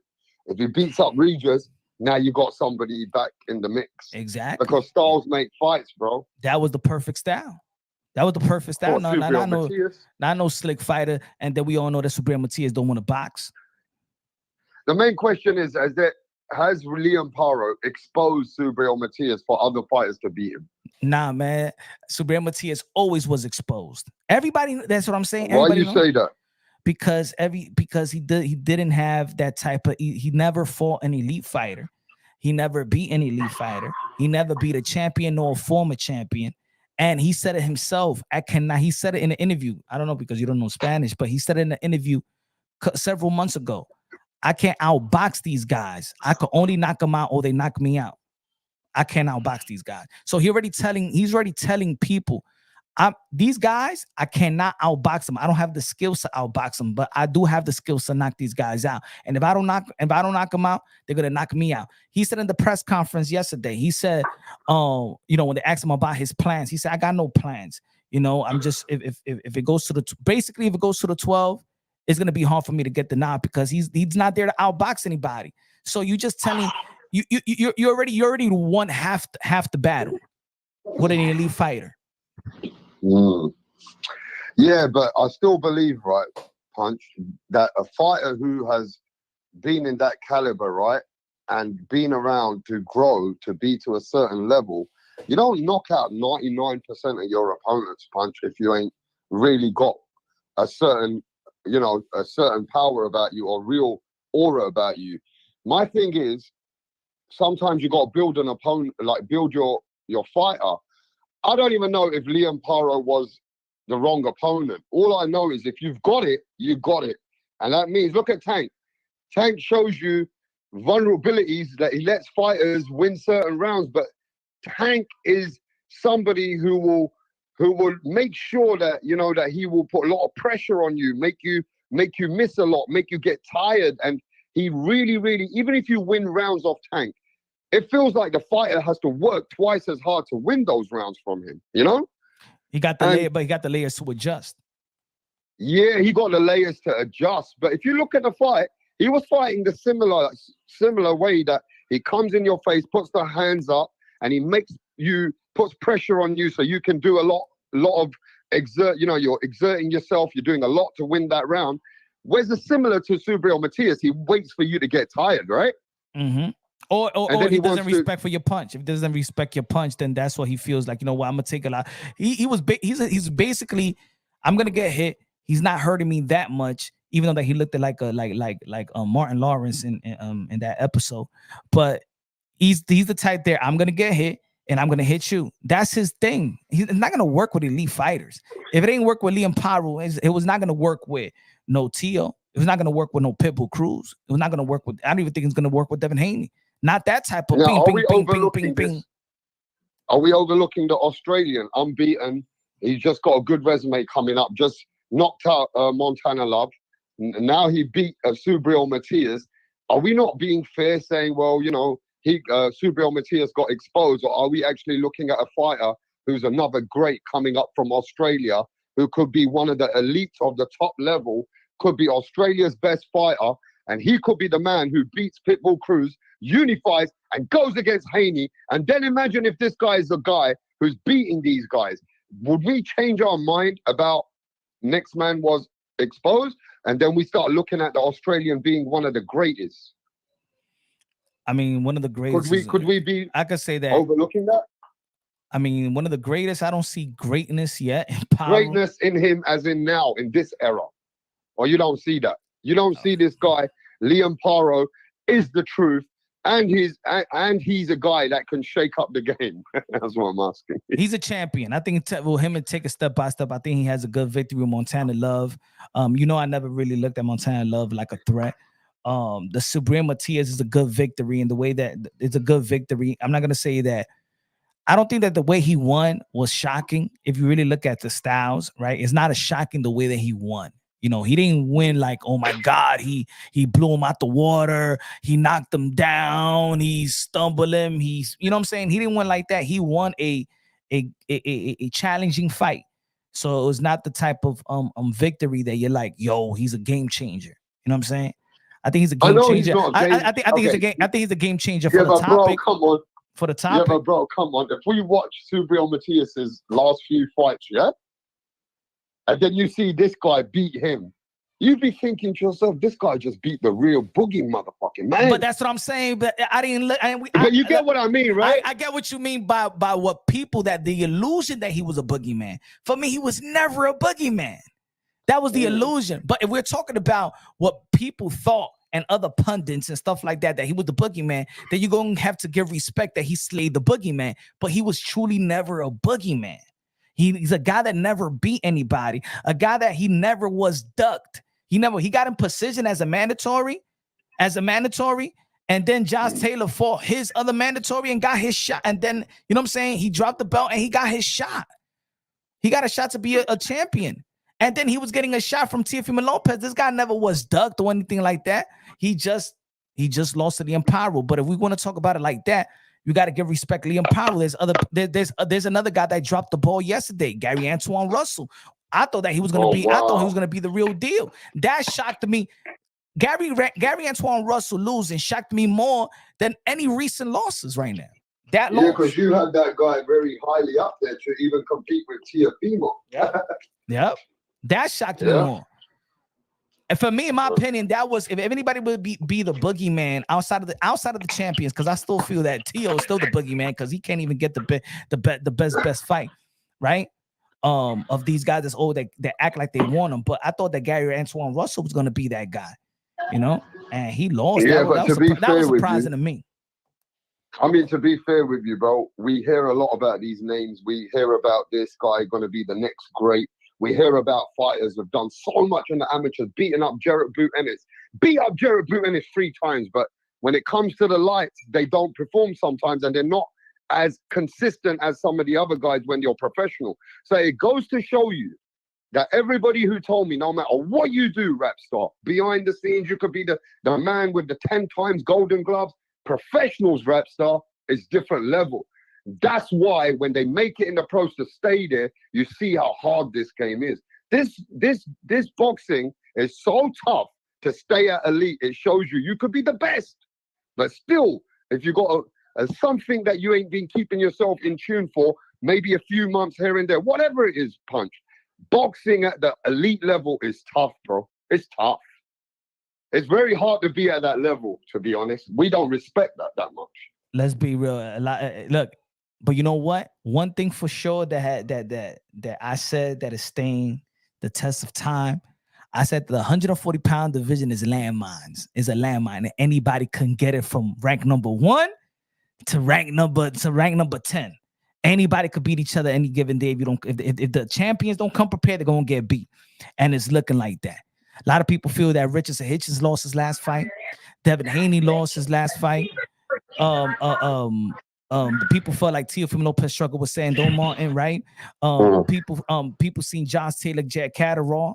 Jack Catterall didn't perform well before the Josh Taylor fight. People thought that Regis Prograis lost before fighting Devin Haney, right?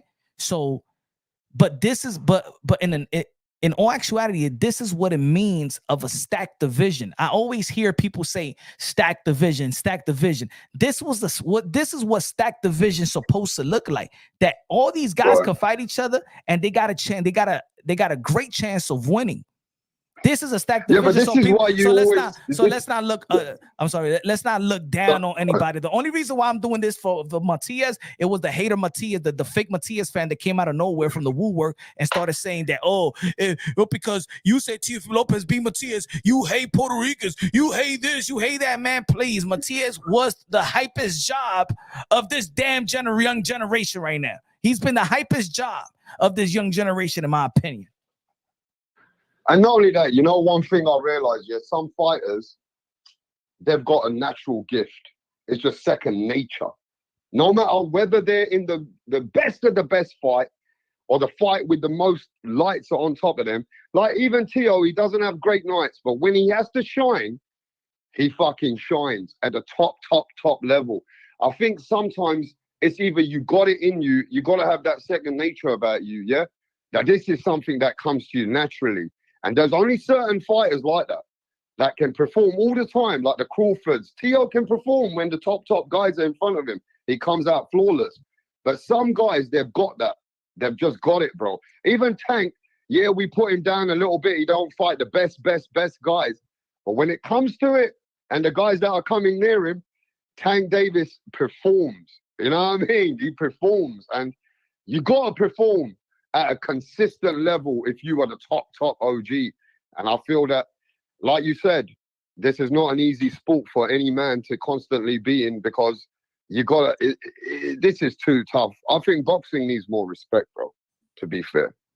Yeah, I think so too. You know what I mean? All collectively, we need more respect. Look, June 29th is Teofimo Lopez, and what Teofimo Lopez versus Steve Claggett. And what have you heard from a lot of people about this guy, Steve Claggett? Be honest. What have you heard? Say that again?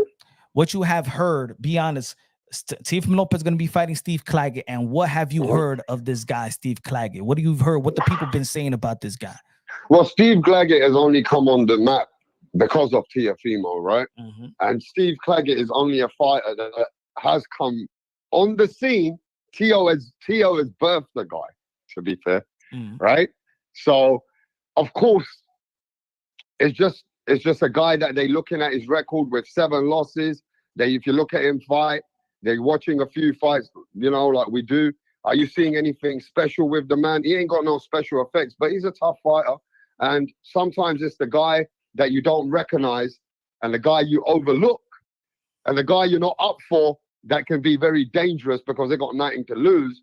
So therefore, Teo cannot afford to let this guy even have 2, 3, 4 good rounds with Teo, because that will affect the situation and the outlook. Right now, Teo cannot afford for Claggett to even make it a few rounds tough. But look at this. Look at this. The GM says on the chat, he goes, Claggett is trash. And this is what I'm talking about. Everybody's calling him trash because of 7 losses. But then let's be honest, right? That's what it is. People are calling him, let's say what GM said, people are calling him trash. But I bet that 98% of the people didn't see Steve Claggett's fights. They haven't even been educated on Steve Claggett. No, they're not even watching them. They're watching the record. The only thing they can say is 7 losses, right? But even in the beginning, right? Steve Claggett, Teofimo Lopez fighting Steve Claggett. All right, 7 losses. But before I have to make a judgment, let's not just go for the Steve. We're hardcore boxing fans, right? The casuals are the one that's supposed to be looking at, oh, he's 7 losses. He trash. No, let's look at the fight. Let's look at let's look at what he brings to the table. Let's look at why he lost those 7 fights. Let me see. Let's look at the matchup. Let's break boxing down the way that hardcore boxing fans supposed to break boxing down, and let the casuals just witness it. But we are the one that got to break it down. See, oh, he's trash. Yeah, but you know but that's Steve Claggett. That's Steve Claggett, though. He had a fight with that Gonzalez Barraza. I think that's his name. I'm not sure. I watched it. He constantly comes with pressure. He puts his hands up, and he likes to come forward. He likes fighting on the front foot. You know what I mean? But isn't that something that goes straight into Teofimo's arms? I think he's tailor-made for Teofimo Lopez, but he's made for Teo. That guy's Claggett is made for Teo, but again, that Claggett's gonna come very, very, what's it called? But very, how can I say? He's not maybe gonna want to let off too much until will he make it tough for Teo to look good? It can't, because Claggett's style is not like that, bro. Claggett's style is open, forward, coming forward, hands up. So I don't think Teo shouldn't have any problems, Punch. And I know you've been watching Claggett. I know that Teo shouldn't have any problems. He shouldn't have any problems with it, but also, what do people say about Teofimo Lopez? What's his reputation, whether it's fair or not? It's unfortunate, right? His reputation is in boxing that he fights to the level of he performs to the level of his competition, right? So as much as we may think, people may think of Steve Claggett that he's no good, 7 losses. Who is he? But if people at the same time says that Teo fights performs to the level of his competition, then this is a fight that we're like, which Teofimo Lopez going to show up? The same people that's saying, well, Steve Claggett ain't shit and bro, Teofimo gonna whoop him. It's the same people that after that, after his performance versus a Jermaine Ortiz, after his performance versus a Nakatani, after his performance versus Ando Martin, they be like, yo, Teofimo was supposed to knock these guys out. So even though that I feel like Teofimo Lopez is gonna beat Steve Claggett, but a lot of people don't know which Teofimo Lopez is going to show up. So I asked the chat, which Teofimo Lopez is going to show up June 29th? And I got one thing to say, right, is not unfortunately, this is actually just the way it is. Teofimo Lopez, right, is one of the biggest in the game if you're looking at skill set and special effects. The problem is, and this is, look, I got a lot of love for Teo. I want to see Teo take the biggest fights now, because I believe Teo will do it. Like, you're talking about Teo versus Ryan Garcia. Teo will do it. Teo versus Crawford. Teo will do it. But the only way they're going to take that serious, he got to fucking put a beating on this guy. Unfortunate, that's just the way we are. Teofimo has to show special effects. Remember that Gordo? What's his name? Gordo? What was his name? Gordo. What they call it? Gordo.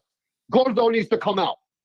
Mm-hmm. Simple. You can't let this guy even... He's got to just outclass this motherfucker and put him straight where he needs to be so he can just move it. Next move. Next. Who's next? You know what I mean? Fact. So it is what it is, Punch. It is what it is. Again, most of the boxing world, they live on perception illusion, right? It's all about performance. You perform good. You knock this guy out. You look great. You look spectacular. You give us the Teofimo Lopez, the Richard Comey Teofimo Lopez. You give us that, and trust me, any call out is gonna be a biggest threat to a tank. People gonna take it serious. Well, it's gonna take it serious with the call outs with Bud. People gonna really ain't even gonna debate who's the king, who's the best at 140-pound division. It has to be performance now. We know that he's going to win, but it's how you're going to win. If you go a whole 10, 12 rounds with Steve Claggett, it's not. It's just, put it this way. It's gonna be just as good as maybe an L. Yeah, and you know what? It just is what it is, right? At the end of the day, you know, I'm going to be... Look, I've done a few lives about this Steve Claggett Punch. People are just not interested like that. But they're all going to watch.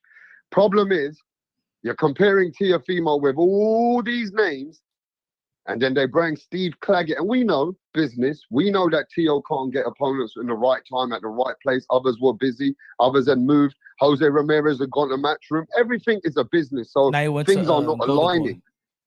Yeah, sorry, he went to Golden Boy. But things are not aligning. The stars have not aligned. This was not the fight the stars were aligned for him, right? So at the same time, he just need to wash this guy and just say, come on, let's keep moving now. Let's go, right? But now I'm hearing his dad told you yesterday, because I went and watched your live, that I don't think I can leave my son at 140, Moon. I might have to move him again. Now that means, are you telling me that we're not going to get these crazy great fights with Teo versus Pitbull?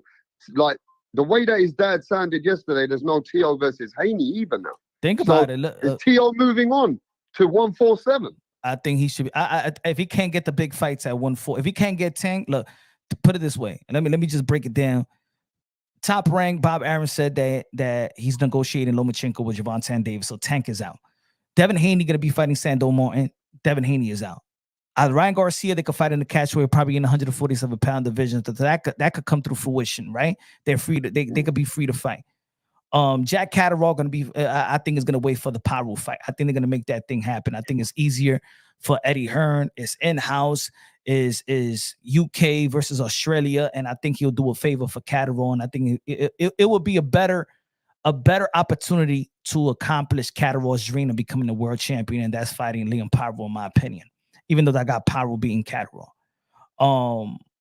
Regis Prograis is and talking about Matias. I think that Matias, he's not going to give Matias Teofimo Lopez. He's going to go Pyro the same. Matchroom is going to keep they're going to keep that shit in house for now, especially after these losses and performances. And I think that Teo going to be like, you know what? Y'all guys don't want me to fight another Steve Claggett. So let me just be comfortable and move up. And at least if I fight somebody, I become a 3-division world champion. Because none of these guys, and Pitbull Cruz going to be fighting in August. Pitbull Cruz not going to fight Teofimo Lopez. So what is Teofimo Lopez going to do? Let him go to 147. He got a WBO super title in which he can move up, fight the likes of Brian Norman Jr., right? Become a 3-division world champion. Brian Norman Jr. is a top-ranked fighter. That's an easy fight to make if he wants to move up. He got good momentum beating Giovanni or fighting a Mario Barrios unification bout. I think that would be a hell of a fight. I think a lot of people will watch that fight, and the gauges where Teofimo Lopez, if he beats Mario Barrios lost to Gervonta Davis, I think it'd be a good fight. And then you move on and fight Ryan Garcia after that. But look, let me get this super chat right quick. Yeah. JC Ghost in the building with the $5 super chat says he did beat the guy that beat Matias when he was undefeated. So Claggett brings a lot of experience. Facts, JC. A lot of people don't know that. Yeah, but you guys have just said Matias is an overhyped job. Let me get this super chat right quick. Another one. Lofton in the building. One of the members of Punch Run Boxing in the building. Let's go with the $5 super chat. Said people forget Teo struck a TR contract. Just mandatory to keep busy. A tough mandatory at that. Teo best resume at 140 Ortiz, Martina, etc. Buggy man, let's go. Facts. Yes, man. We got one last thing going where we are looking at Teofimo. Teofimo is the fighter that's got a question mark on his brain, and on his head, and the fans don't know how to take him because he's one of the only fighters. You said it earlier. What Teo is coming, right? So now we have a Teofimo Lopez in our sport that we know if it comes against the top guy, we can throw him in there. We know we can do it, right? So if we had to put any money and say, man, let's put Teofimo in the deep end. Let's throw him in the deep end. We can do that with that guy. As is with Haney, we know we're limited. Even with Shakur, we know his fighting style. We know that Shakur can box, but that's all he can do. With Teo, he got a few different special effects. So that's what's keeping the interest and the aura around Teofimo right now. Because can we really see Teofimo throw him against Crawford and say he's the only motherfucker who's got the special effects? He's the only guy that can probably show Crawford something in this fight. We still have that aura and that question mark on him. Yeah, so he can't fuck that up with Steve Claggett, if that makes sense. Yeah, he can't. All right? Especially He right can't. now. Especially right now, where everybody has taken a shit. Right? Everybody has laid an egg. The potential. Look, Matias laid an egg. Devin laid an egg.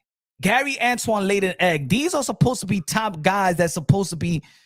We can arguably top 5, top 7 in 140-pound division. They all laid an egg, right? People are not happy with Tio's performance with Jermaine Ortiz. Even if Jermaine Ortiz was running like a bitch, they holding Teofimo Lopez accountable for Jermaine Ortiz running like a bitch. But it is what it is. Steve Claggett, this fight, June 29th, Miami, Florida. Steve Claggett, Teofimo Lopez. Teofimo Lopez has to look special. He has to look like the takeover. The takeover needs to take the takeover. And I know that Teofimo Lopez is taking this fight serious, like if he was fighting Vasily Lomachenko Tank tomorrow. I know that, but don't put a lot of pressure on himself.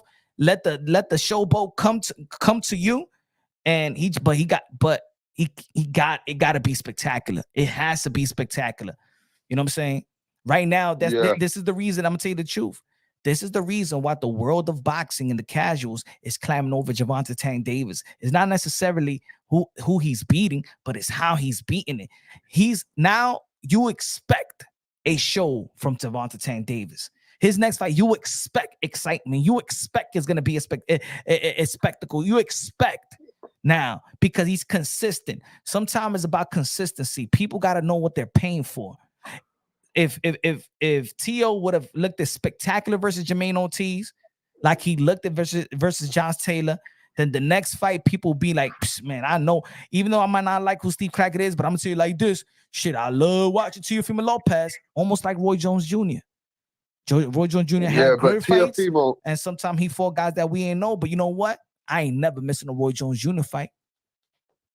The problem is, though, but like you said, everybody around him, the contemporaries and everybody, they've been performing. Ryan Garcia bashing up Haney, Tank knocking out Frank, Pitbull Cruz putting Rowley down. I'm just saying, right? Everybody's coming up with, and unfortunately for Tio, his last fight, not all to blame on him, but both of them, that was a fucking stinker because of Jermaine Ortiz, right?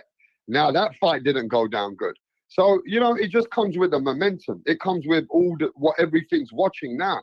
So it is what it is, bro, but I don't like the opponent. I'm sorry, mate. I don't like this Claggett because Claggett is not doing anything for Teofimo, right? Mm-hmm. And he don't bring nothing to the table for him, bro. Nothing. It's a lose. So, it's only a lose. Look, similar to a David Avanesian for Crawford. It's really a lose-lose situation. But the way you handle that lose-lose situation is that you got to blow him out the water. Because then everybody. Yeah, but that's like a David Avanesian. Brings nothing to fucking Crawford, but Crawford blew him out of the water, right? But but which one, David Avanesian? Yeah, David Avanesian bring nothing to Crawford at all. Nothing. No. It's just a backward step. But Crawford put him to sleep. That's it. Exactly that, and that's what he got to do. He just he can't take it. It can't be a hard fight. It can't be he got you wobbled, or it can't. You can't go the distance with this guy. You can't. You just cannot do it. It's bad. It's gonna be just as good as a loss. Man, it is what it is, bro. And like I said, Teofimo just got to keep it moving and show us that he's on another level on the same night as Claggett. But what about the fight, which is on the same day? You got Bam Bam versus Estrada. That hurts Teofimo there because of the fucking opponent he's got, bro. Yeah, but again, we all understand this is more like a stay busy fight, right? Yeah. So, look, it's gonna be hard for people to miss that fight with Estrada and Bam Rodriguez. Bam Rodriguez sparring with Chocolatito, preparing. That's gonna be a tough fight. There's gonna be an entertaining fight as well. So that's a fight that people can't miss. And that's a legacy fight right there. And I always say that these are the guys that's legacy reigning supreme. Bam Rodriguez, Tio, matter of fact, David Benavidez, man. How you like how David Benavidez looked yesterday? Finally fought somebody. David won he won all the rounds though. For you? He's dominating. You think he dominated? But, he dominated a lot of rounds. It's just that he wasn't able to hurt the guy or knock him down or knock him out, right? I don't think to be honest, he was closing the gap. I still had David at the end, winning, but at the end a little bit. But it was no 119, 109. It was none of that. Anybody in the chat? Anybody in the chat felt that David Benavidez versus Alexander Vozvik was 119, 109?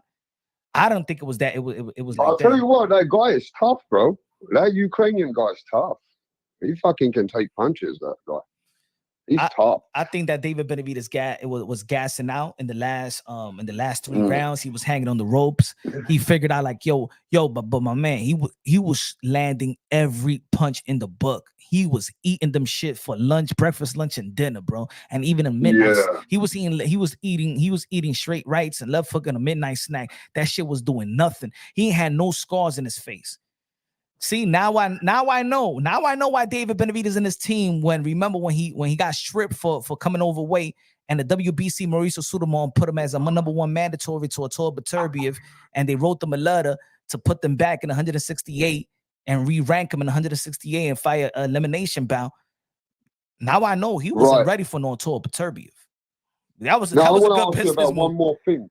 One fighter around my neck of the woods is getting a bit of a hard time today. Ben Whitaker. They said he wasn't flawless. Man got hit. They said, what the fuck? Now they're giving him a bit of a hard time because he comes in he's got such flavor. The man came in for 15-minute ring entrance, right? And they want saying more from him. And they felt like that fight with yesterday, they want to impress. What you got to say about him? Man, I'm always gonna be impressed with. I like his style. He's entertaining. I think he's good for boxing. I think he's good for UK boxing. I think he's gonna be the next king to take over the UK throne. I think the future fight with Ben Whitaker is gonna be David Benavidez and Ben Whitaker. I think it's gonna be one of the biggest fights in the sport of boxing. But I like his performance. I think that if you look at the whole fight, the guy really wasn't there to fight, and we're not there to fight. Like we all know, it's hard for you to take somebody out when you're not really there to fight and giving the guy something to work with.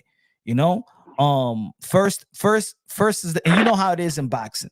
When you got the knockout artist and he's knocking everybody else out, what they're gonna say? Oh, we want to see how this guy looks when he's doing more rounds. You know what I'm saying? Let me see his stamina. Then when you got a guy like Ben Whitaker, who's a prestige amateur, right? And he got all the promise and high invested. If he ain't knocking everybody out, then they'd be like, oh, he doesn't got any power. Oh, he's exposed. So right now, where Ben Whitaker is at right now, if he was knocking dudes out in the first round, it will be people are gonna critique him people would have critiqued him because they want to see more from him. Now he's going to a decision. People critique him saying that he got no power and stuff like that. Almost the same way they did to Edgar Berlanga. Edgar Berlanga was knocking everybody else out, 15 straight, 16 straight first round. But then the haters was like, let's see how he look when he go extra rounds. And then when he went extra rounds, then you see he wasn't all that. What happened to all that power? People always gonna critique, man. You know how it is, man. No, you're right. And one last thing, man. Caleb Plant got very emotional last night. He was a bit angry. I forgot. Caleb Plant waited. Listen to this. Caleb Plant waited on the side, taking his time out of his wife, went away, and he was emotional to the point that he was standing there just trying to see if he can get a drink onto Ryan, right? And then the Ryan's bodyguards threw Caleb Plant on the floor. But a big man like Caleb Plant, should he let Ryan Garcia get to him like this? Yeah, because remember I did live, so I don't know what the people was talking about on Twitter because I was locked in Twitter. Twitter put me on Twitter jail yesterday. But then I checked it out after the live, saying that he piped Plant's wife, that he used to This is too much, he's saying, bro. it's too much. And then this is what I'm saying though. God. It seems like you could get to Caleb Plant and get a reaction if you talk about his wife, which is wrong. Shout out to Mrs. Plant, which is wrong, or you doing something to him in front while he was with his wife, right? But now looking at it, Mrs. Plant is just not Mrs. Plant. Mrs. Plant also has a job. And I think if you look at it this way, the time when he smacked Jamal Charlo was around the time when his wife is working. When you throwing drinks to Ryan Garcia in the stadium is when your wife is working. So now it seems like you putting pressure on your wife now. Now is a hazard, when your wife is working. And I think that Caleb Plant has to also think about that. You know, can't be too emotional, because now you putting your wife in the mix of while she working or the day that she working. You know what I'm saying? Like it's probably gonna affect her. I don't know. But I think that, I mean, Caleb Plant, you know, he got the good energy. You know, he got the good energy, but if you want Ryan Garcia, look at this. If he wanted Ryan Garcia really that bad, remember they say that he had all these bodyguards, right? You remember when Ryan Garcia was sitting in his seat? He wasn't sitting next to his bodyguard. Easily, and I've been in that area when you in the first 6 row seats, you could touch anybody. The bodyguards are not with them. The bodyguard, Mike Tyson sat with his that area, and Ryan Garcia's there. Caleb Plant could have easily did what he wanted to do to Ryan Garcia right then and there. Maybe Plant did something to Ryan Garcia, knowing that if anything would have started right away, it would have been stopped. Why Plant? Yeah, but come on, Punch. You got to remember something here, bro. Ryan Garcia saying things like, yeah, she sucked my dick. I'll put it in your wife. Bro, no. You've been around the game, yeah? Some people have put people into hospital and go and do prison for this shit, yeah? But what I'm saying is, he's fucking saying certain things in front of millions of people, then standing over there and say, I'm coming to find Plant. Who the fuck you think he is? He said that I'm coming to find him. Where the fuck is he? He said me at the fountain. My thing is, bro, who the fuck is gonna? Where does Ryan Garcia become a Terminator all of a sudden? He wants Errol Spence's wife. He wants Caleb Plant's wife. I mean, these are fucking bona fide motherfuckers. This guy is really right. Ryan's asking for it too, bro. Ryan Garcia is asking for it to the point where I'm ready to go prison, or let's you go to prison. This is some crazy shit the kid's doing as well. And he's openly standing over there. And then he's going up to Tank Davis in the middle of everybody. He's standing on the fucking ropes, giving Tank Davis a hug and saying, yo, Tank, it's me and you next. But fucking Frank Martin and Derek James is opposite him, and that's his stable. He got no respect. Ryan got no respect, bro. Ryan got no respect. I don't care. I don't condone none of that. And I don't condone none of that. He's really out of pocket. And you know what I'm saying? I don't know, man. It's funny that the guy he's not being touched. It's either that. Come on, bro. Bro, people pull up to Teofimo Lopez out of nowhere. Everybody pulls up on him, yeah? But Ryan's got an entourage. He's like a mini Mayweather now. He got a fucking Ryan Garcia got a fucking 4-5. Why Plant throwing the drink like if he was on Hip Hop Love or something like that, Loving Hip Hop, bro? And then Ryan's standing outside. Like Plant, look at Plant. Plant walks off. He goes away, right? You can see it. He's leaving the building. He wants to go, right? Ryan standing in the middle with a fucking beer and say, yeah, where's Plant's wife? This is too much. Ryan's still standing around for 50 minutes saying Plant's this, Plant's a bitch, his wife's a bitch. Like, come on, bro. Man. This is too much. Hey, yo, I won't lie to you, but I think nobody should try to fuck with Ryan on the social media because he goes too much.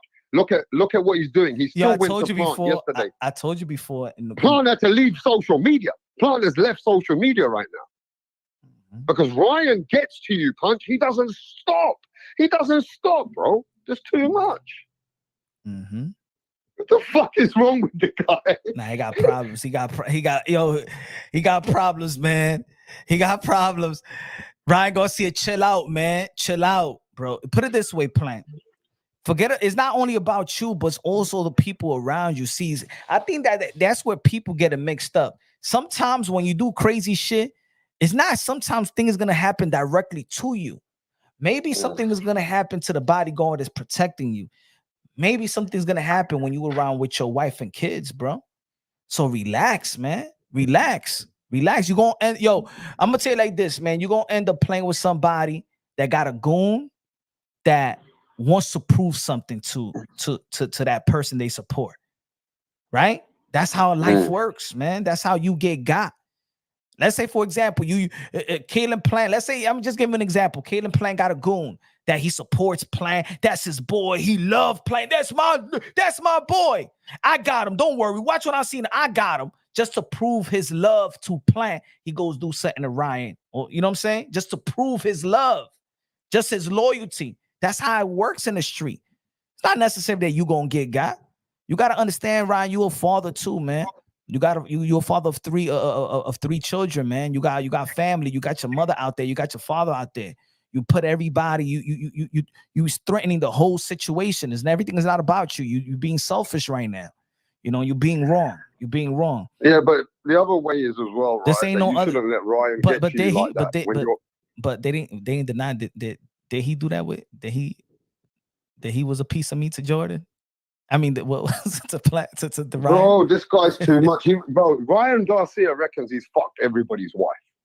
He's going after the wife. That's bad. He did that to Earl Spence. Yeah, but come on, to George He's going straight for the wives. And he's hitting them on the DM. George Camboso's wife. Remember?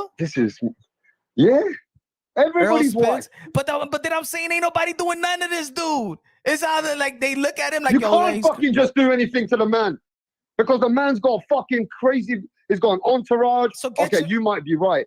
He goes in the middle. There's times you can catch him. You could catch him. He was standing on the fucking ropes. Yeah. And you know when he was standing on the ropes, the funny thing is Errol Spence was sitting right there. Exactly. So and he was standing in front of Errol Spence right there with Tank hugging him. Yeah. So exactly. So it's you don't. They're giving him a pass, bro. They're giving this guy a pass. It's either you give him a pass or you really look.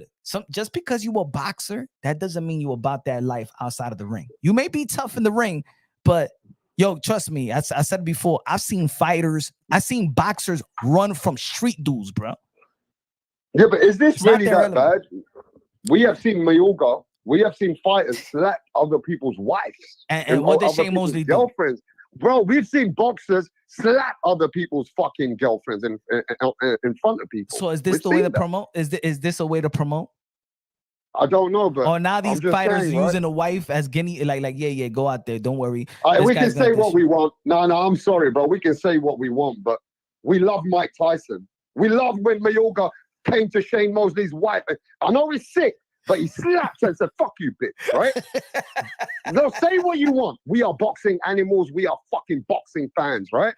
I think people just look. I can see the chat. We love Ryan. Exactly. Ryan, so you know what? People love the craziest motherfucker. They love these guys, bro. It's crazy. So why people mad at Ryan? We see fucking Mayorga slap that ass, pump that ass from Shane Mosley's wife. Why people mad at Ryan Garcia? He hasn't done that shit yet. Can you imagine Ryan Garcia does that if he would have slapped Jordan's ass while she was working? I think the next thing Ryan's gonna push it. I think the next thing Ryan's gonna push it. He might end up doing something to her next man's wife. And you know what? Over. And you know what? We understood it. When Mayorga did it, we like, yo, that's that crazy motherfucker, yo. We love Mayorga, bro. And we love Mayorga.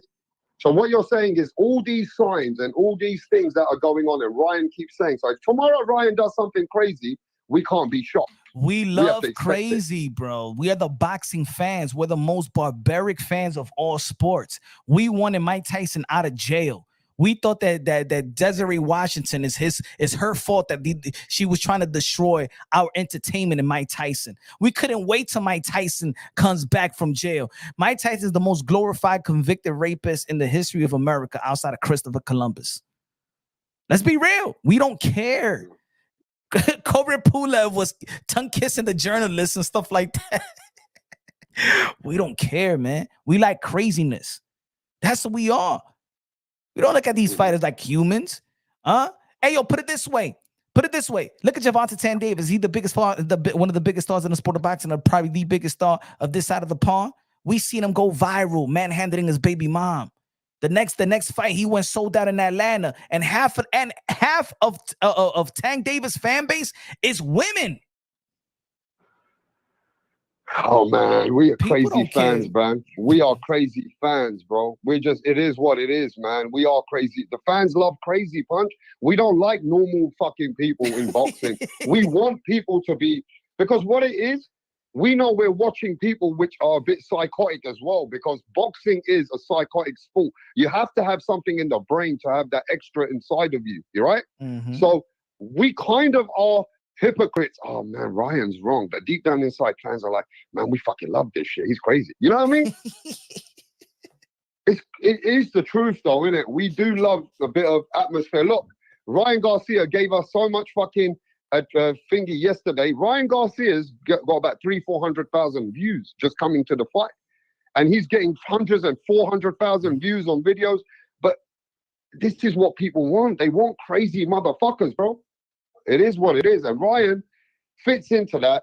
But I do believe that something might happen soon. Like, don't be shocked if you see Ryan do something crazy or somebody do something. Yo, this Ryan. ain't new. Let me do a movie. Hey woman, come into my house so I can show you what a real man is. What's that? Rocky 3. Man, it happens in movies, man. It happens in movies. Hold on, rap. Who we got in the building?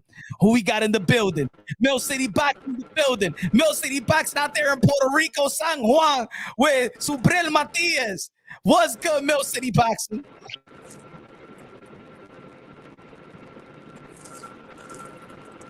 Hey, Punch, I'm going to say happy Father's Day to you, to Mill City, to everybody. I'm going to be back later. I got to go, brother. I got to go chill with the kids. All right, my brother. Good looking at that. All right. Thanks a lot. Respect to everybody. Happy Father's Day. Peace. Peace out. Mill City, man. I can't hear you, Mill.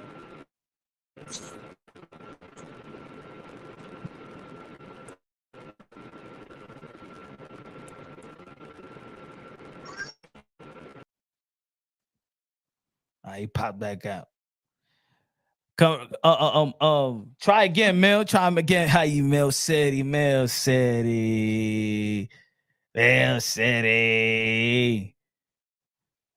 Hold on. Mill City. Man, you sound bad. You sound bad.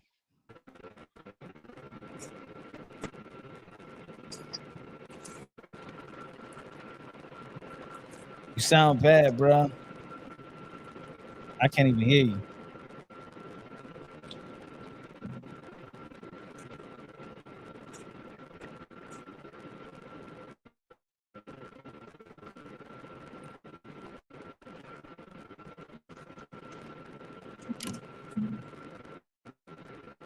Mill, get a new mic.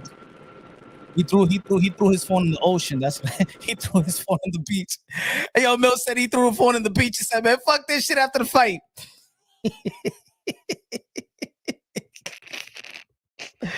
Mill threw his phone in he just got it back in the water.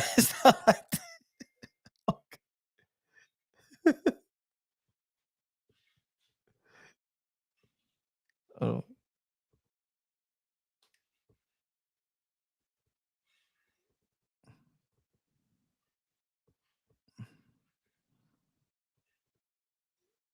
Okay, all right.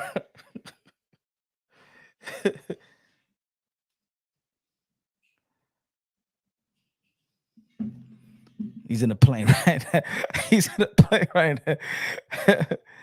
Yeah, he said, HLD said, Bill said he phone is broken from slamming it on the floor last night. Pero damn, la pelea was yesterday. Ya tú te fuiste de, but you're supposed to be there. Dale un hielito ahí mimito, a little ice right there for Subriel Matias. Mill City no te vaya tan pronto así. You're supposed to stay there till Monday. Don't, you're not supposed to leave.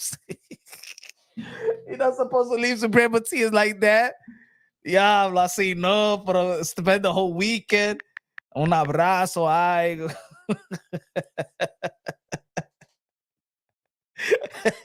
Mill City threw the phone in the San Juan beach.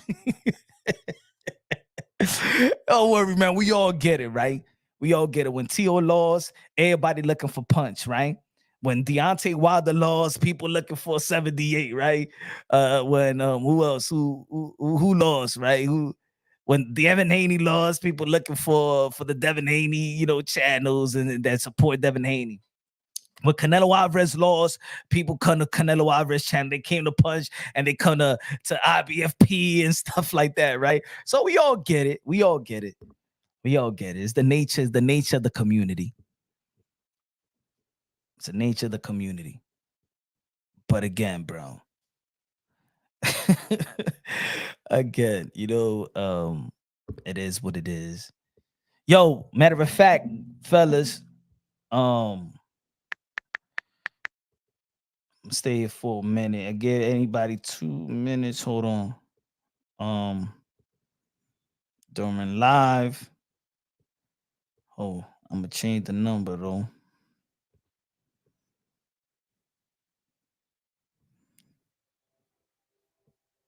Hold on, give me a second.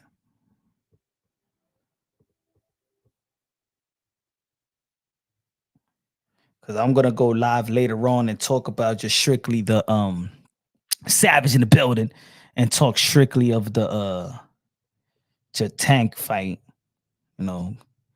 What's gonna be next for David Benavidez. David Benavidez ain't look all that, to my opinion. But it's the first time him fighting his height.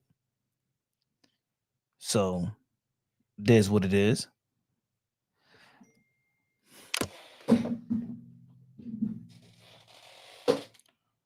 Hold on.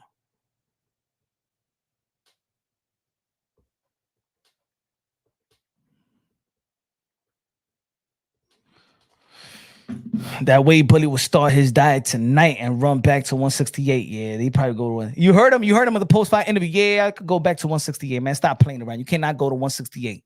Just because you met somebody your height, now you want to run back to 168. Stop playing around. Now he didn't look like a monster. Let's be honest. He didn't look like a monster versus Kalen Plant, a natural 168.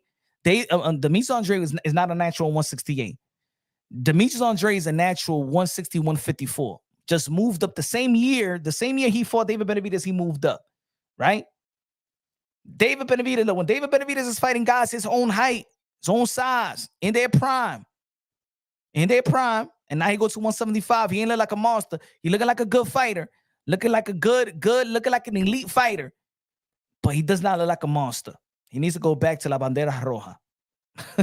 But anyway, man, of course, we're going to be talking about that. People are going to be talking about that. I got to do a video about that as well. Let me celebrate, happy Father's Day with the kiddos. Later on, I'm probably going to go live later on and talk about this because I need it's a lot to talk about because it was a lot of fights. The 140-pound division is already taking a turn. Gervonta Tank Davis delivers once again. Was going to be the potential. Bob Arum said that Tank versus Lomachenko was highly possible in November. And Devin Haney, Sando Martin, I believe there's a good fight after his loss versus Ryan Garcia. Ryan Garcia probably Teofimo Lopez, or maybe Teofimo Lopez moving up. But of course, he got this fight June 29th. He got to show out, and do his thing. Canelo Alvarez, we're still waiting what Canelo Alvarez is going to be doing next this September. I think he's running out of opponents or possible challenges. I mean, I think right now is the best time to, if you want to drain the Benavidez, I'll say like this. If I was Canelo, I say, all right, David Benavidez, let's fight in August. I will pressure David Benavidez. Forget about September. I said, let's fight in August. So then he will have to stay within weight. He can't eat too much. And then he's going to sacrifice more. If I was Canelo Alvarez, I would be like, let's fight David Benavidez in August, though. And let's see if David Benavidez is going to be ready. Anyway, ladies and gentlemen, it's Punch Run Boxing, a.k.a. Mr. Moonshine himself. Next, I'm going to put the phone on the community section and stuff like that. I actually wanted to try it out today. I really got to get another number, though, so we can have callers right now. And I'm only going to put the callers for when I'm going to go live, like over 2 hours or something like that. I'm not going to do the calling if I'm going to do it live for 1 hour because I got a lot to say as well. I don't want to cut people off, but we're going to do what? A minute and a half for 2 minutes each caller so they can get their say. Savage in the building, HLD in the building. Everybody, man, shout out to Rap Star Boxing Honest for joining me and stuff like that. Probably go later on tonight live again or drop a video, but I want to go live again to talk more about boxing because a lot of things happen, a lot of things we ain't touched on. So let me know how y'all feel, man. And happy Father's Day, everybody. Love y'all. God bless. And on to the next.